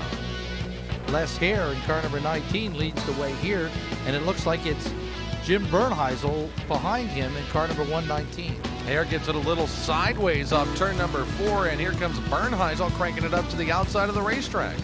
Bernheisel will take the lead here with this move. Right behind him is another great veteran of the area, Denny Bronebrake in car number 95. Now, Bonebrake had worked his way up through the field to 3rd spot and just kind of sat back and watched the battle between Bernheisel and Les Hare. And when the opportunity was ripe, you know a veteran like Bonebrake will definitely take advantage of it. And that's exactly what he did. Bonebrake got to the lead and would go on to win the prestigious Ronnie McBean Memorial. McBean was a great race car driver from the area who was killed in a freak construction accident where he was actually electrocuted in his truck. Now let's go to the Flemington Speedway in New Jersey for a 100-lap contest for the late models. The late models put on some good racing at the Flemington Speedway, but they're also noted to do some wild crashing. Now keep your eyes on what happened too. We've got one car slow in the corner, and they're all trying to pack themselves into some space, and it's a good thing Flemington has that foam up, and now they're learning to play soccer with the foam balls. That was Armin Hess who went hard into the wall in car number 15. You can see, even with the foam, the badly damaged race car. Yeah, you hear the squeals, and you know what that means. And if you think this crash is over, think again. Several more cars. Jim Matthews in the 21, and that's car number 1. The champion, Phil Cox, all ended up in that pile. This race belonged to Johnny Blewett. Yes, he runs a late model as well, car number 92. He goes on to take the win. The New York State Fairgrounds in the annual Labor Day Modified Championship. This is the final tune-up before Super Dirt Week, and it's run in the daylight. Kind of helps simulate a little bit of the track that they might see just 2 months later. Joe Plaza went and dug out his tried and true Canadian car 1 and avoided this wreck featuring Lauren Holland and Tommy Sears in the number 83 car, and got his first victory on the Mooney Mile. It was also the first victory by a Canadian in the New York State Fair Modified Championship. It set Blazing up as a cool race favorite for Super Dirt Week. He always runs and qualifies so well in October at Syracuse. Back to Flemington, and the ARDC midgets are running on the big track. This is during the annual fair. The midgets annually close the fair on Sunday of the event. Here's a wild crash with a car number 71 slowing to the outside of the speedway. But as was the story so many times in midget racing this year, a Finoro, Nick Finoro, found victory lane. That's Nick with his brother Drew to his right. They had run 1-2 in the event. The Pennsylvania State Sprint Car Championships at the Lincoln Speedway in Pennsylvania, and Butch Duncan is about to go up and over again. Rescue workers run to his aid. He was not injured. Tim Dietz in the Weikert Beefmobile tastes the concrete up in turn number 1. Not as tasty as Mr. Weikert's hamburgers. Todd Schaefer, car number 88, works the outside with a vengeance, trying to get to the front. And he even has a little bump and grind action with some of the competitors. But there was a reason why Todd was in a hurry. It was because Freddie Raymer was behind him. He eventually caught him, passed him, and won. Lebanon Valley Speedway now for the Gorge National 200 on the Sunoco Mr. Dirt Championship Trail for Modifieds. This is an event that turned into be very smart-wise in the pits that would win their event. Barefoot Bob McCready has never had much luck at Lebanon Valley, but this time around his pit strategy worked out to a T, and Barefoot Bob scored the victory in the Course 200 at the Valley. It was his first major victory on the big high banks in the Capital District of New York State. Back at the East Windsor Speedway, it's a 100-lapper, long distance for these fuel-injected cars. And look out up in turn number 2, Doug Hoffman goes tire hopping and winds up flattening his left rear for his trouble. Kenny Brightbill, a regular at East Windsor this season on Friday night, car number 19, pulled out to a nice advantage, and although Jimmy Horton's Dutchess 87 was pretty much unbeatable at East Windsor much of the year, Brightbill would take the big 100-lapper. Now on to the biggest race on the PA Tri-Track circuit, the Freedom 76 at Granby. This was a great event with Smokey Warren in the black 54 starting up front and dicing early for the lead with Kenny Gilmore in 14. Donnie Erb, car number 42, surprised everyone in attendance, including himself. What a performance that was beyond compare. He drove hard on the outside of the speedway all night long. Both the two youngsters, Gilmore and Erb, got past Warren and moved into the first and second spot. Jeff Strunke, car number 93, started advancing, but up front, there was no way you were going to pass these two. They were side by side, lap after lap. Gilmore on the inside, Erb on the outside. And then the reins came down. The race was not completed, but was past halfway. It was called complete, and Donnie Erb put some big-time money in his bank account. Now let's go Skull Super Dirt Series racing at the Orange County Fair Speedway. Frank Cozy now in the 702 there, dices with Bob McCready for second. And Orange County regular Jeff Hetzler opens up a little bit of an advantage. Here McCready going for the inside lane on Cozy going into turn number 3. The car drifts a little bit and he doesn't get him, and he doesn't touch Frank either. And nobody can touch Jeff Hetzler. He had a great season at Orange County Fair Speedway this year, and he capped that season off with a victory in the Skull Racing Super Dirt Series event there. We now move to the Pittsburgh PPMS Speedway, and this is a big Stars Pittsburgher 100, and in came Scott Bloomquist in car number 18 to duel with the best in the area. Including Black Jack Boggs in the B4. They're running and passing Denny Brombrick in the number 95, and watch Bloomquist nooch down the back straightaway, and Denny goes for the long slide into home plate, and he's safe at the pit entrance. Jack Boggs is a great runner in the middle section of the United States, but the Habit circuit down south is where Scott Bloomquist usually calls his regular shots. But when there's big dollars offered, Bloomquist will make the trip anywhere, and he's as good as they come in any form of automobile racing. And here he drifts his way underneath the B4 of Boggs. Scotty Bloomquist takes home the victory in the annual Pittsburgher 100 at the PPMS Speedway. Now let's go back to Seacoast in Delaware. We're making this trip back because of a young woman named Rebecca. Remember her earlier? She crossed a 4-lane highway crashing out of the park lane.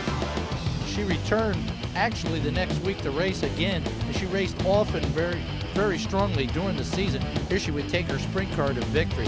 She's a real talent, gets a lot of publicity both for herself and the racetrack. She's been on many news shows, especially after her wild crash. The Coal Cracker 50 at the Big Diamond Raceway. Ray Swinehart in the 33 dicing it out with the 11 of Tom Mayberry on the start. And once Tom Mayberry got out in front of this one, you could color him gone, cut the check, and put it in Tom Mayberry's bank account as he wins the Colt Cracker 50 in Diamond.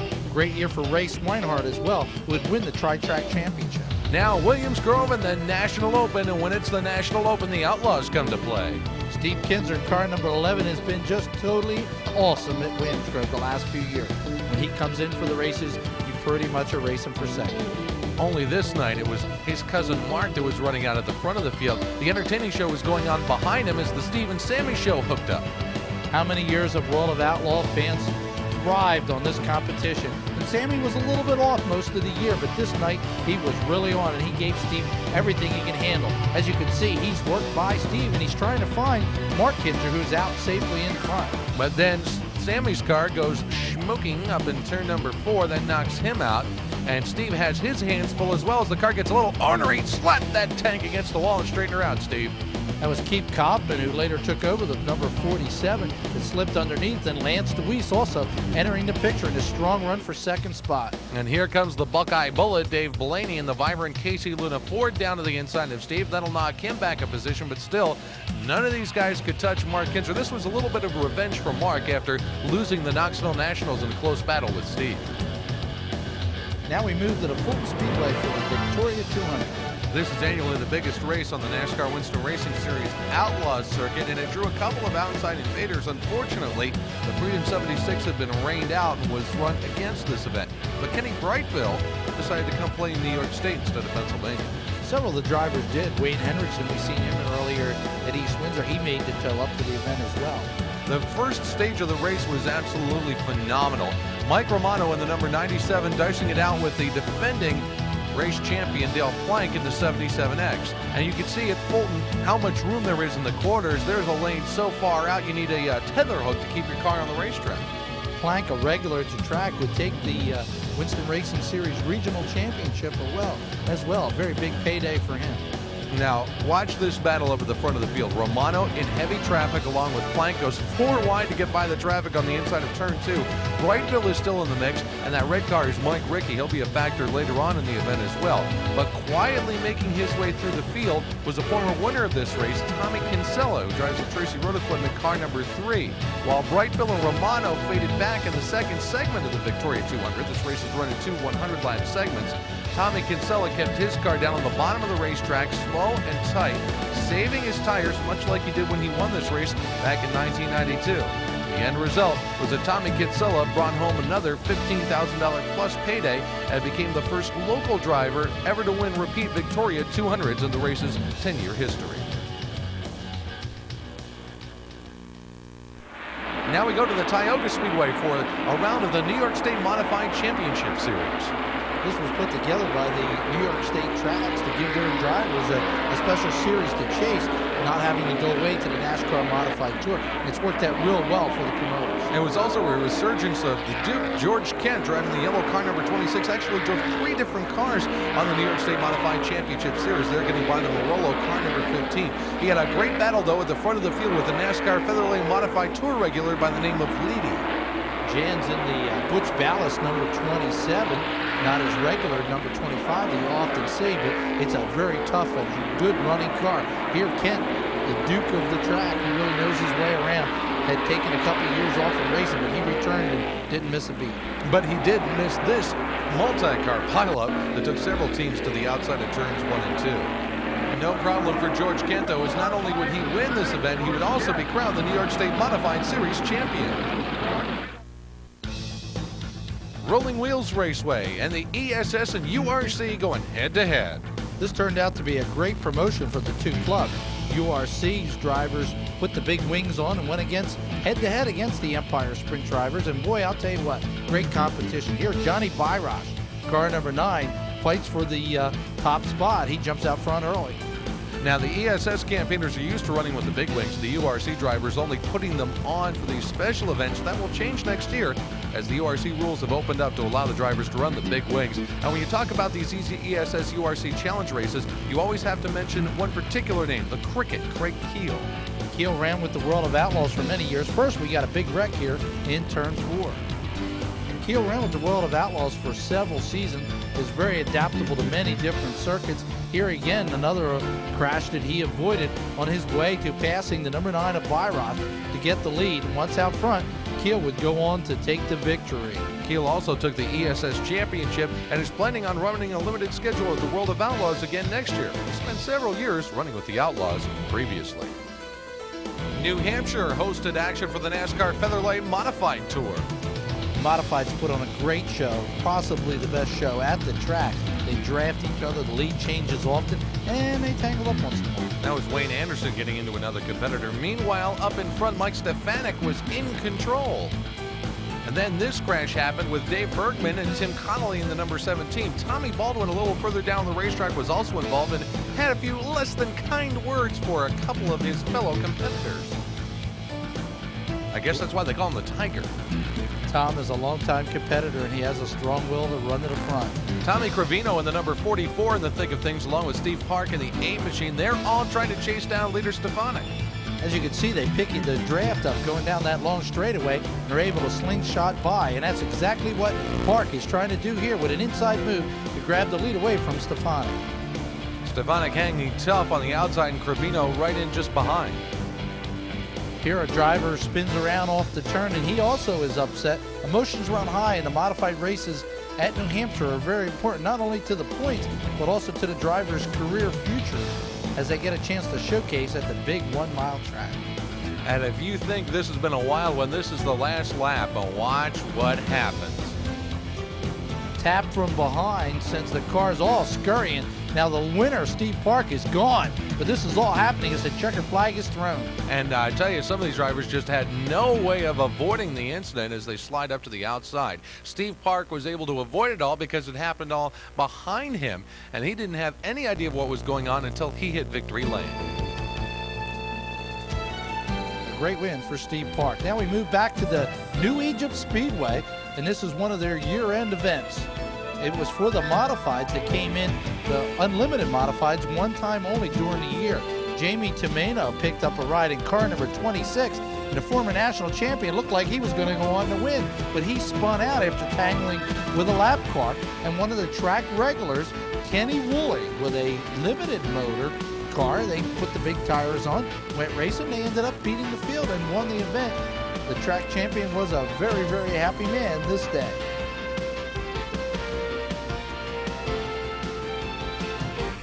Now let's go back to Clinton County in Pennsylvania for a little bit of fun with a couple of their divisions, the street stocks and the dune buggies. Now here is our Bobby Labonte lookalike car. Here's our Bobby Labonte lookalike car doing the Miracle Whip 360 around and forward again. Something tells me he was auditioning for Joey Chitwood.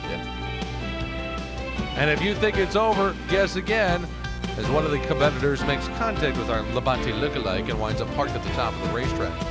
In all seriousness, the street stock competition at Clinton County is some of the best you'll find anywhere. Check this out, 3 deep through turn number 2, or at least for a second. Now it's too deep outside. The track, without having an outside wall, offers them an advantage of being able to pull off without wrecking their equipment. And of course, we've seen the dune buggies before, but we just had to bring them back just one more time so we could see them. A good, inexpensive way of going racing at the Clinton County Speedway. And on this particular occasion at Clinton County, a gentleman by the name of Rick Blyer scored the victory in the dune buggy main event.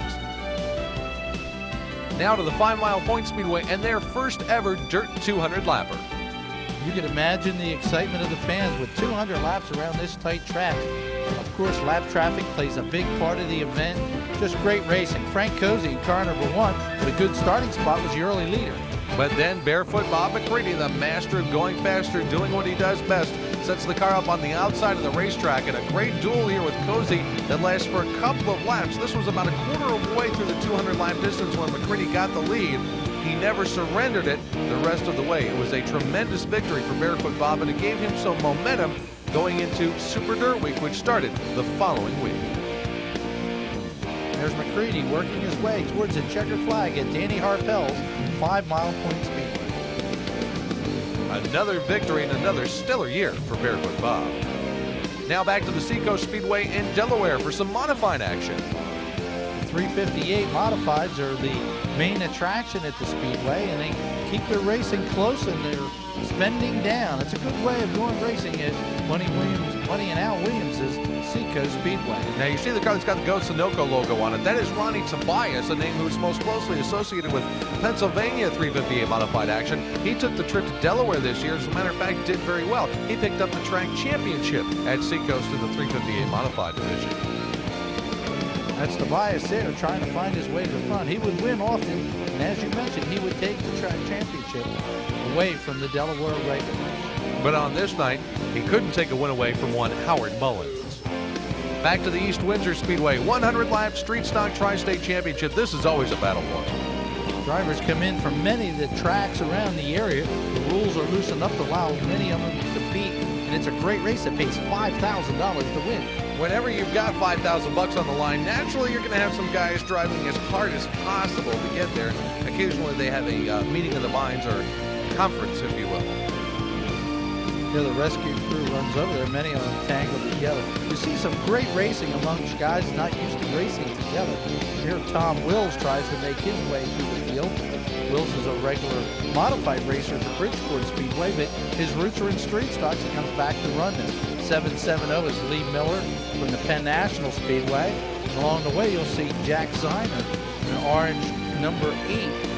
Ziner, a big runner at the Susquehanna and also Penn National. Here, Wills in the 19 gets spun around. Everyone somehow misses it. At the East Windsor Speedway, Larry McVeigh, the 83, was a big winner during the year. He unfortunately gets up against the wall here, and Bill Gerber and several others are able to make their way by safely. McVeigh does continue. But the big winner on this night was Rob Medinsky, driving the number 17. Medinsky would collect the $5,000 win just barely, as you'll see him seemingly slowing a bit at the finish line, but he had just enough to get to the big check for Rob pulling it up into victory lane. Definitely one happy driver after scoring a $5,000 payday. Now let's go to the Greenwood Valley Action Track. This is in Pennsylvania, and this is micro sprint competition for you, and this is what not to do. By watching this tape, you'll get a little reason why they call it the action track. As several of the micro sprint drivers run just a bit too close. A little wing mashing going on there through turn number 4. Now, the go-karts are also in competition at Greenwood Valley, and this is a great facility for them. The track is wide and smooth and fast, and there's plenty of room, but even factoring all that in, occasionally you will have the mishap. And here we have a little spinning action and a couple of other drivers backing in. Nice style points there from the judges, but watch our unhappy driver. Now, his car is over in the middle of turn 1 and 2, and he's walking towards turn number 1. What he doesn't know is somebody is out pilfering that go-kart right now. I'd always never understood why they always walk away from the car when they know the cars will come by them sooner or later. But I guess in all the excitement, they just get carried away. As we mentioned before, the micro sprints are the main division at the track, and the boys put on quite a show. But in 1995, the champion was a lady, Mary Vaccaro. Mary, a strong runner, didn't win a lot of races, but she put together the points, did take a checker along the way, and beat the boys in the point standings. Mary Vaccaro, the champion of Greenwood Valley in 1995 season. Hey, check out that flag stand and check out that flip. You can see one guy really doing some serious wing damage. Lenny, I don't know. I've never seen a flag stand with a roof on it before. That's so they can race in the rain, I guess. Well, that's okay as long as the starter stays dry, I guess. Now there's a guy who's having a little front end problem. Micro sprints are very plentiful in the Pennsylvania, Delaware area, and they always put on a good show to large crowds. And there another lucky winner gets to take a victory lap. And we couldn't leave Greenwood Valley without just one more little meeting of the minds. Here are several of the micro sprints bundled together in the corner. They also run a rookie division at Greenwood Valley, which is a great idea. It allows the drivers to run against little lesser competition as they begin, because breaking into micro sprint racing is not easy. There's so many cars there. Just making the feature one is usually a goal of a younger driver. So the rookie class works real well at Greenwood Valley. Now let's go to the final race of the New York State Modified Championship Series held at the Lancaster Speedway, the annual U.S. Open. As you can see, the cars are well hooked together in some very close competition. The guy that was on top at Lancaster this year was Super Siege Finanza. He's in the red and white car number 77 on the outside here in turns 1 and 2. At just 6 laps into the U.S. Open, with Tim Mislin in the black 81 in tow behind, Super Siege gets into the lead, and from there, the race was all his right down to the checkered flag. He goes on to the big victory and has to watch his flag lap here as a car pulls out of the pits for the next event and sort of gets in his way.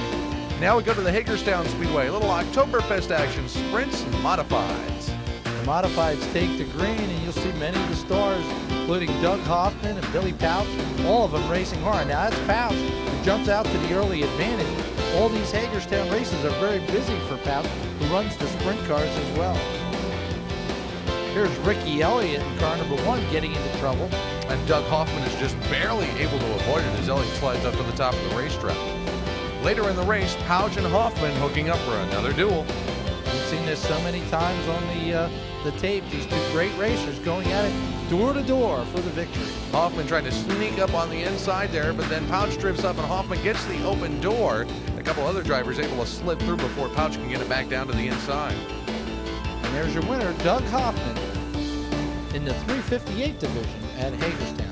Now time for the big boys and the big toys, the sprint cars in competition. There's Pouch again. This is in the John Zemaitis Zemco number 1. He's starting mid-pack, and you know he'll be a threat to win this event. Now watch out, a little tangle up at the top of turn number 2 sends Todd Schaefer out of action. Schaefer, the track champion at the Port Royal Speedway, and also Williams Grove during the year. More action here. That's Jeff Rohrbach going up over on turn number 2. Meanwhile, leader Dietrich in the 39 has to contend with Millie the Kid. Dietrich had to hesitate just a minute as the other car got off the pace. Gave Pouch a chance to move alongside, but Dietrich was able to hold on. And Donnie Kreutz fueling up during the fuel stop, but when they came back for the second half, no change at the top of the pack. Danny Dietrich just ran away and hid from Pouch. Gigantic $10,000 win for Dan Dietrich, a local racer usually runs at the Lincoln Speedway. Hey, if it's Super Dirtweek, that means there's a ghetto party going on, complete with the appropriate amount of mud wrestling. There's always a little bit of rain during Syracuse Super Dirt Week, and these take good advantage of it. There's some mudslinging going on the racetrack, too. The World of Outlaws first up in the Champion Spark Plug Nationals. And at the drop of the green flag, surprisingly enough, Jeff Swindell outguns the King of the Outlaws, Steve Kinzer. This would turn out to be the swan song for the Outlaws at Syracuse. They later, after the season was over, decided they will not return next year. Now here is the King of the Outlaws doing what he does best, and this was after a frantic engine change and some serious work in the engine compartment. Does the pick and roll on Jeff Swindell in turn number 2 and takes the lead. They literally had no time to test that car when they had to make the motor change. There were 2 crew members riding on the car as it was pushed up to the starting grid. So at this point, Steve had to be feeling pretty good that the car was at least running and running well. He pinned the lap car right to him and then was able to take it. Unfortunately, things got worse for Swindell. He does a 360 spin. I say worse, but it could have been a lot worse sitting there sideways on the racetrack. And I'll bet you Dave Blaney thought he was reliving 1994 all over again. Last year, he had a shot at Billy Pouch on the final lap in traffic, and this year he had a shot at Steve Kinzer in traffic. They go into turn number 3. Blaney says, "I'll take my car up to the high side. Get that lap car out of my way." And Blaney loses the race to Kinzer, who caps a World of Outlaws comeback after a rather unsuccessful foray into Winston Cup racing with Kenny Bernstein's Quaker State team. I have nothing to be ashamed about. I'm glad I did it. Just wish I might have had something that could have helped me a little more. But hey, you know, at least I know what I'm doing here, and I got my destiny's in my own hands here. So you know, I grew up around this type of race cars and know as much about it as anybody does, and you know, it shows. The 358 Modifieds also have their big dance on the Mooney Mile. The wheels, Gabriel Schatz and Struts 200. Along with the 358 regulars, many of the big block drivers attempt to run this race, and unfortunately for them, many of them had trouble. That was Joe Plazik first in a wall and Billy Pouch in the M1. Both cars damaged and out of the contention to win. Now, of course, pit stop strategy is very important in any long-distance race. Wholesale pit stops, the order of the day as everybody flies on the pit road, most of them making gas-and-go pit stops, including Brett Hurd. Now, that left young Jimmy Hauser in great position here. The duck and cover move on 3-time Mr. Pat O'Brien in the number 6 car puts Hauser in the lead. But look who's knocking at the door. Following through on the inside, that's the Hurricane Steve Payne in the yellow and white, nice and easy number 7X. Ian O'Brien go toe-to-toe off turn number 4. Payne grabs the number 2 spot and would try to chase down young Jimmy Hauser. The 3:58 star at the Orange County Fair Speedway would not be denied and beat the Stellar Field to the finish line to win the prestigious event. It capped a track championship effort for Jimmy Hauser this year, and it's the biggest win of his young career. The Turning Stone Casino teamed up to bring a new division of racing to the Moody Mile at Super Dirt Week, the Stars Late Models. It was a test race, and it turned out to work very well for many, including Donnie Moran in car number 99. Moran set fast time and would go on to win the event, but it wasn't an easy one. As you can see, here the close action of the late models. That was Steve Francis getting knocked out of the way a little bit, allowing Rick Eckert, car number 24, the Ray Vest car, chance to get underneath. Vest got the Vest car with Eckert aboard, got close, but he could not unseat Donnie Moran from the win.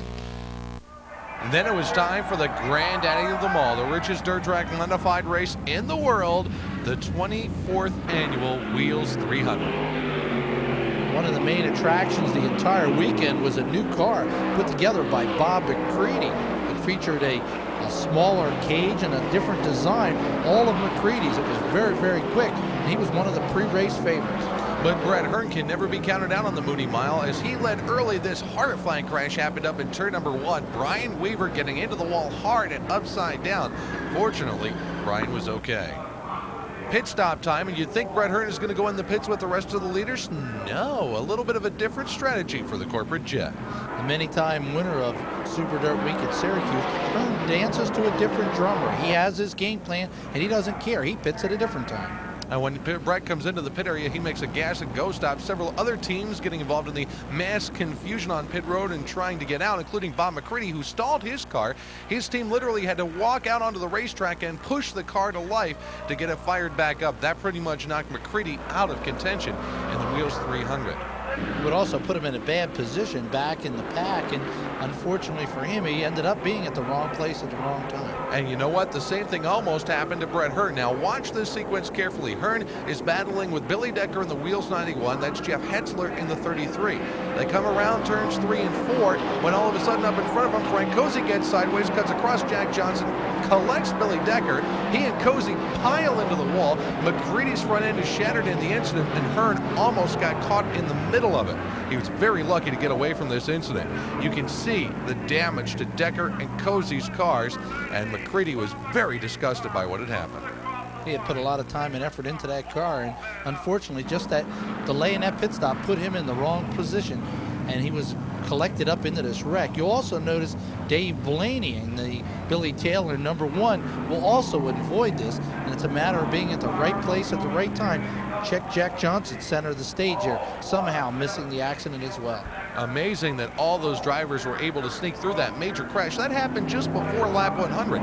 There's a $10,000 bonus for leading the 100th lap. That lap was led under caution by Dr. J, Danny Johnson in the Freightliner 6, so he heavied up his wallet to the tune of 10,000 bills. Back to green flag action. Brett Hearn is now working his way from the back of the field to the front. Hearn took the lead and then was being chased down by Joe Plazek, and this is where this race became a question of fuel economy.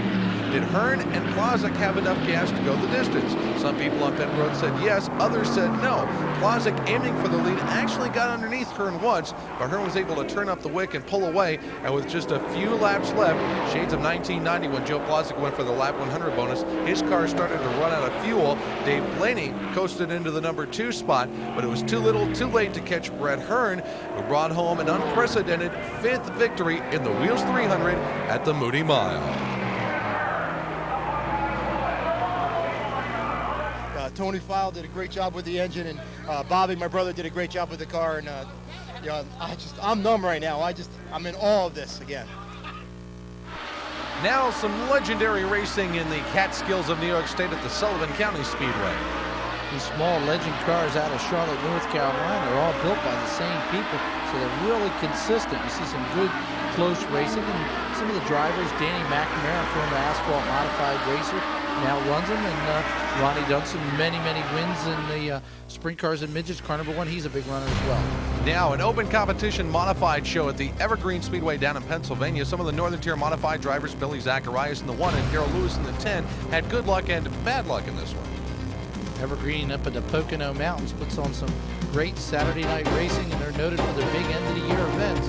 This one here is a close one. Larry Havens scores the victory. Now to Thompson for the finale of the NASCAR Featherlight Modified Tour at the event they call the World Series.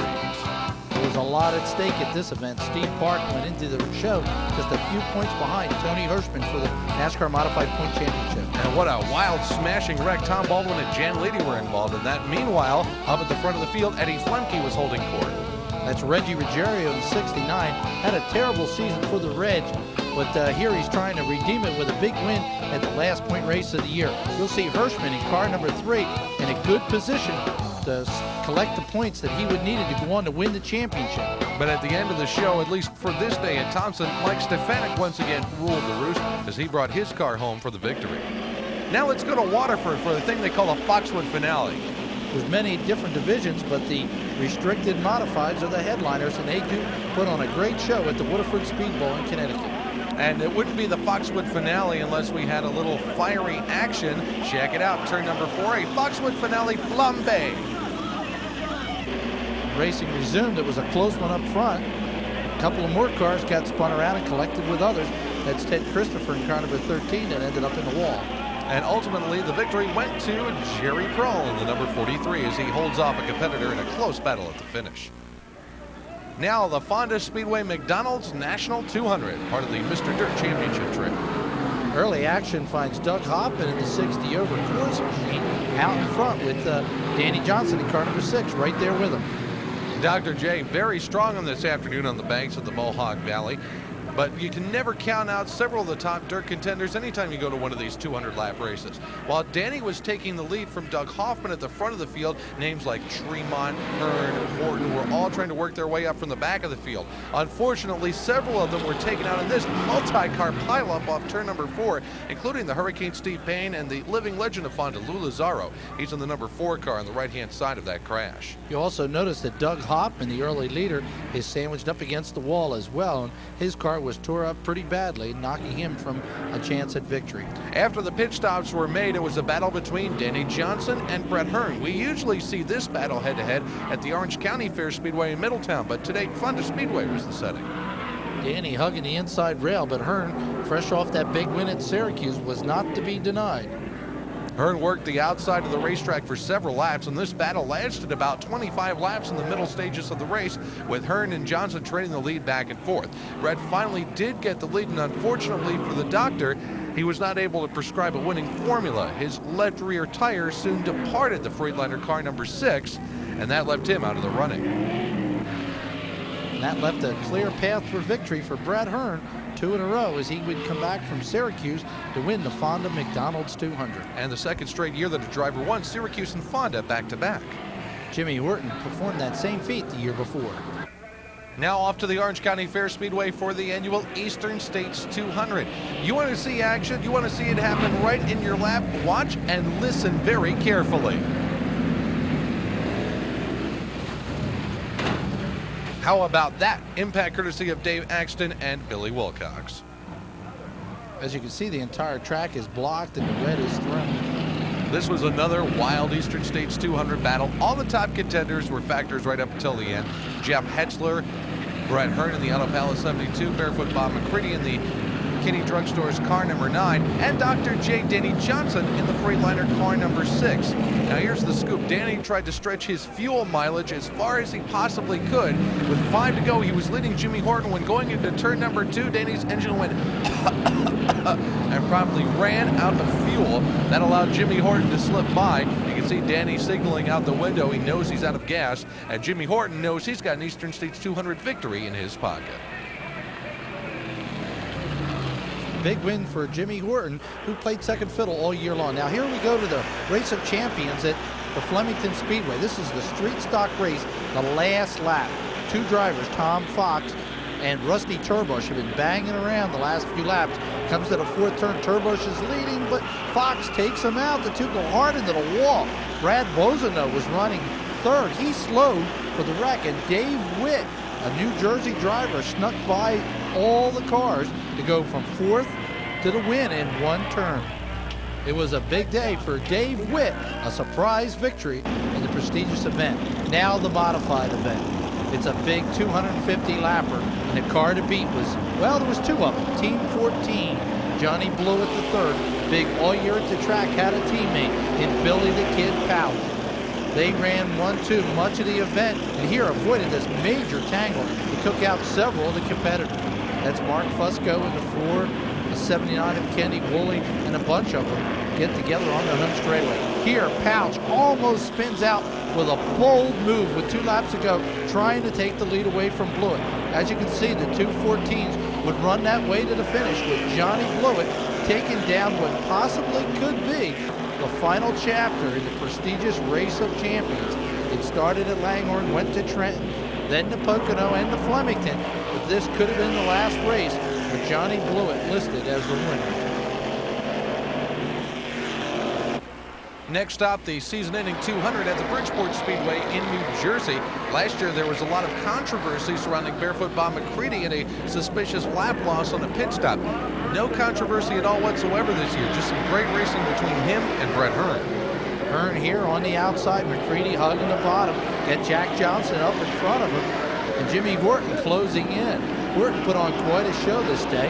He was leading early when he got tangled up with a slowing car and lost a lap, made up his lap, and came back into contention here, running 3rd while Hearn and McCready race up front. Watch Horton now down on the inside of turn number 4. A little sneak move. Hearn, I don't think, saw that he was coming. Now Horton is 2nd on the field, but he did not have enough laps or enough tires after that run from the back to catch the master going faster. And Bob put the exclamation point on his 2nd Mr. Dirt title with a win at Bridgeport. Now we move to the Delaware International Speedway for their season championship events at the end of the year. First for the 358s. It looked like Ricky Elliott was going to win, but he ran out of gas, and Kenny Brightfield took the checkered flag. And for the first time, dwarf cars made an appearance at Delaware International. Big, fast half-mile racetrack. And for the dwarf cars, this is kind of like running Indianapolis or Daytona. They ran there on a weekly basis this year, and as you can see by the numbers of cars, car counts grew and grew as the year went along. It was a great promotion for them. The late model is always a big part of Charlie Cattell's Delaware International Speedway. The big guy to beat is Kenny Pettyjohn. Nothing new here. Pettyjohn beats David Hill to the checkered flag in this one. And then the big boys had their turn. Ricky Elliott made sure he had plenty of fuel in this one. He would go on to take the victory, but first there was a lot of big action here. Many cars getting tangled up over the corner, including Danny Johnson invading from New York, Craig Von Dorn down from Pennsylvania. Now Danny charged back through the field in an attempt to catch Ricky Elliott, but it was all for naught. Here he makes a move under Jeff Strunk, car number 93, who had a great year in the Auger car, winning both championships at Big Diamond and Susquehanna. But up front, it was Ricky Elliott. He would ride on to victory in car number 27. And in November, it's turkey time at Wall Stadium. The big-name modified drivers are not at Wall on a weekly basis, but many of them came back for the Turkey Derby to run the limited cars. They got small, narrow tires, and on this cold day, some of them had troubles hooking up, and not Kenny Woolley in car number 25. He started out the triple 50s by taking the checker flag in the first one, put himself in the point lane. Now, in addition to the modifieds, there were some additional events that were held as part of Turkey Derby weekend. And let's spin our way towards some pro stock action. Their qualifying was run the day before, and they finished up with a single feature in between the first and the second modified race. Here, watch this tire leave this car, go out over the fence and into the pit area. Luckily, everyone scurries, and even though it hits the fence and bounces up through the grandstand, no one luckily was injured. Ray Gastallo in car number 69, a many-year top runner in this division, would take the checkered flag in the feature event over Kevin Ayers in car number 21, a former modified racer. Now we go to the second of the triple 50s, and this was a pretty wild one. Dave Michael, who was edged out in the point championship at Wall Stadium this year, started up front in the second feature, and he would not be denied. He'd go on to take the checkered flag. Unfortunately for Kenny Woolley, a flat tire gave him a very poor finish. Now, the absolute wildest show of the day, bordering on insane, was the street stock portion of the program. while the cars might not be as expensive or the money to win as strong, these guys take this racing very, very serious, as you will see. Cars scattering all over on this crash on the home straightaway. Back to action, we have another wild tangle here on the home straightaway, as again, cars try to avoid the two that got tangled together. You'll notice the green car with the black end there didn't slow down for the caution flag and ended up putting several of the competitors into the wall. They were not quite happy with him as two of them came over to discuss the matter. I'm sure they were exchanging a lot of pleasantries right about now, perhaps inviting each other over for lunch or maybe some afternoon tea. Then again, maybe they weren't being quite so nice. As you'll see there, they even back up a little bit when they take note how big the guy is that's driving the car. Well, this conflict is getting a resolution. There's still more conflict to come in this race. It was a wild event, and officials at one point maybe thought about throwing the checkered flag. A hard T-bone crash here on the front straightaway. Now, that's not as significant as what this particular driver does after this hard T-bone crash. He obviously feels there's somebody to blame, so he's got the ball, he's getting ready, he's running down the front straightaway to put the biscuit in the basket. Here he comes up to the car, and the driver who he thinks is responsible, release, rotation, splash. As you'll notice, the driver also went to the ground when he fell. Unfortunately, this wasn't the end of it. He chases the driver down, and although the official tries to talk him out of it, well, they get into a little bit of fisticuffs. Well, the street stock race finally did come to an end, and then the modifieds had their turn, but when they started the final 50-lap segment, things were anything but smooth. Jeff Carpenter didn't go on this restart. He felt he was being jumped by Eddie Bone on the outside, so he never did go fast. And when the flagger threw the green, there was a large pileup, and Carpenter had to go talk to the flagger. He was upset the fact that he had thrown the green, but that was track procedure to throw the green and follow it with a yellow. Willie wound up capturing the final 50-lap segment, but unfortunately that flat tire cost him the Turkey Derby Championship. That went to Eddie Bone. Well, it's natural at the end of the season that we should hand out some awards, I would think. So here we go, Area Auto Racing News Awards for the 1995 racing season. Remember this Orville where go-karts pop instead of popcorn? We just had to give this the Look Ma No Brakes Award. And watch the fan with the dog that's standing on the fence as this driver careens into the fence. The dog flinches, the human doesn't. Does the dog know something that the human being doesn't? Now here's the Determined to Finish Award, and this goes to our friend Mr. Card, who goes sailing out of the park at Selinsgrove. I guess this is the scenic route. Either that or maybe he watched Steve Kinzer at a World of Outlaws race in Ransomville last year, where he did very much the same thing, driving off the track and then driving back on without even missing a beat. This is the Lost It Just in Time Award, and this goes to our NASCAR Super Truck driver Ron Hornaday, coming down, getting the checkered flag to win the race at Flemington, and then hold on to it, Ronnie! Well, the checker's out. I guess I can let it spin.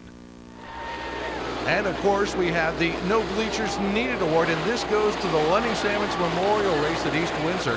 Probably the best short track race of the year in the northeastern United States, with a trio of Horton, Wrightville, and Hoffman having an absolute war until the checkered flag dropped. No sore buns needed on this one, folks.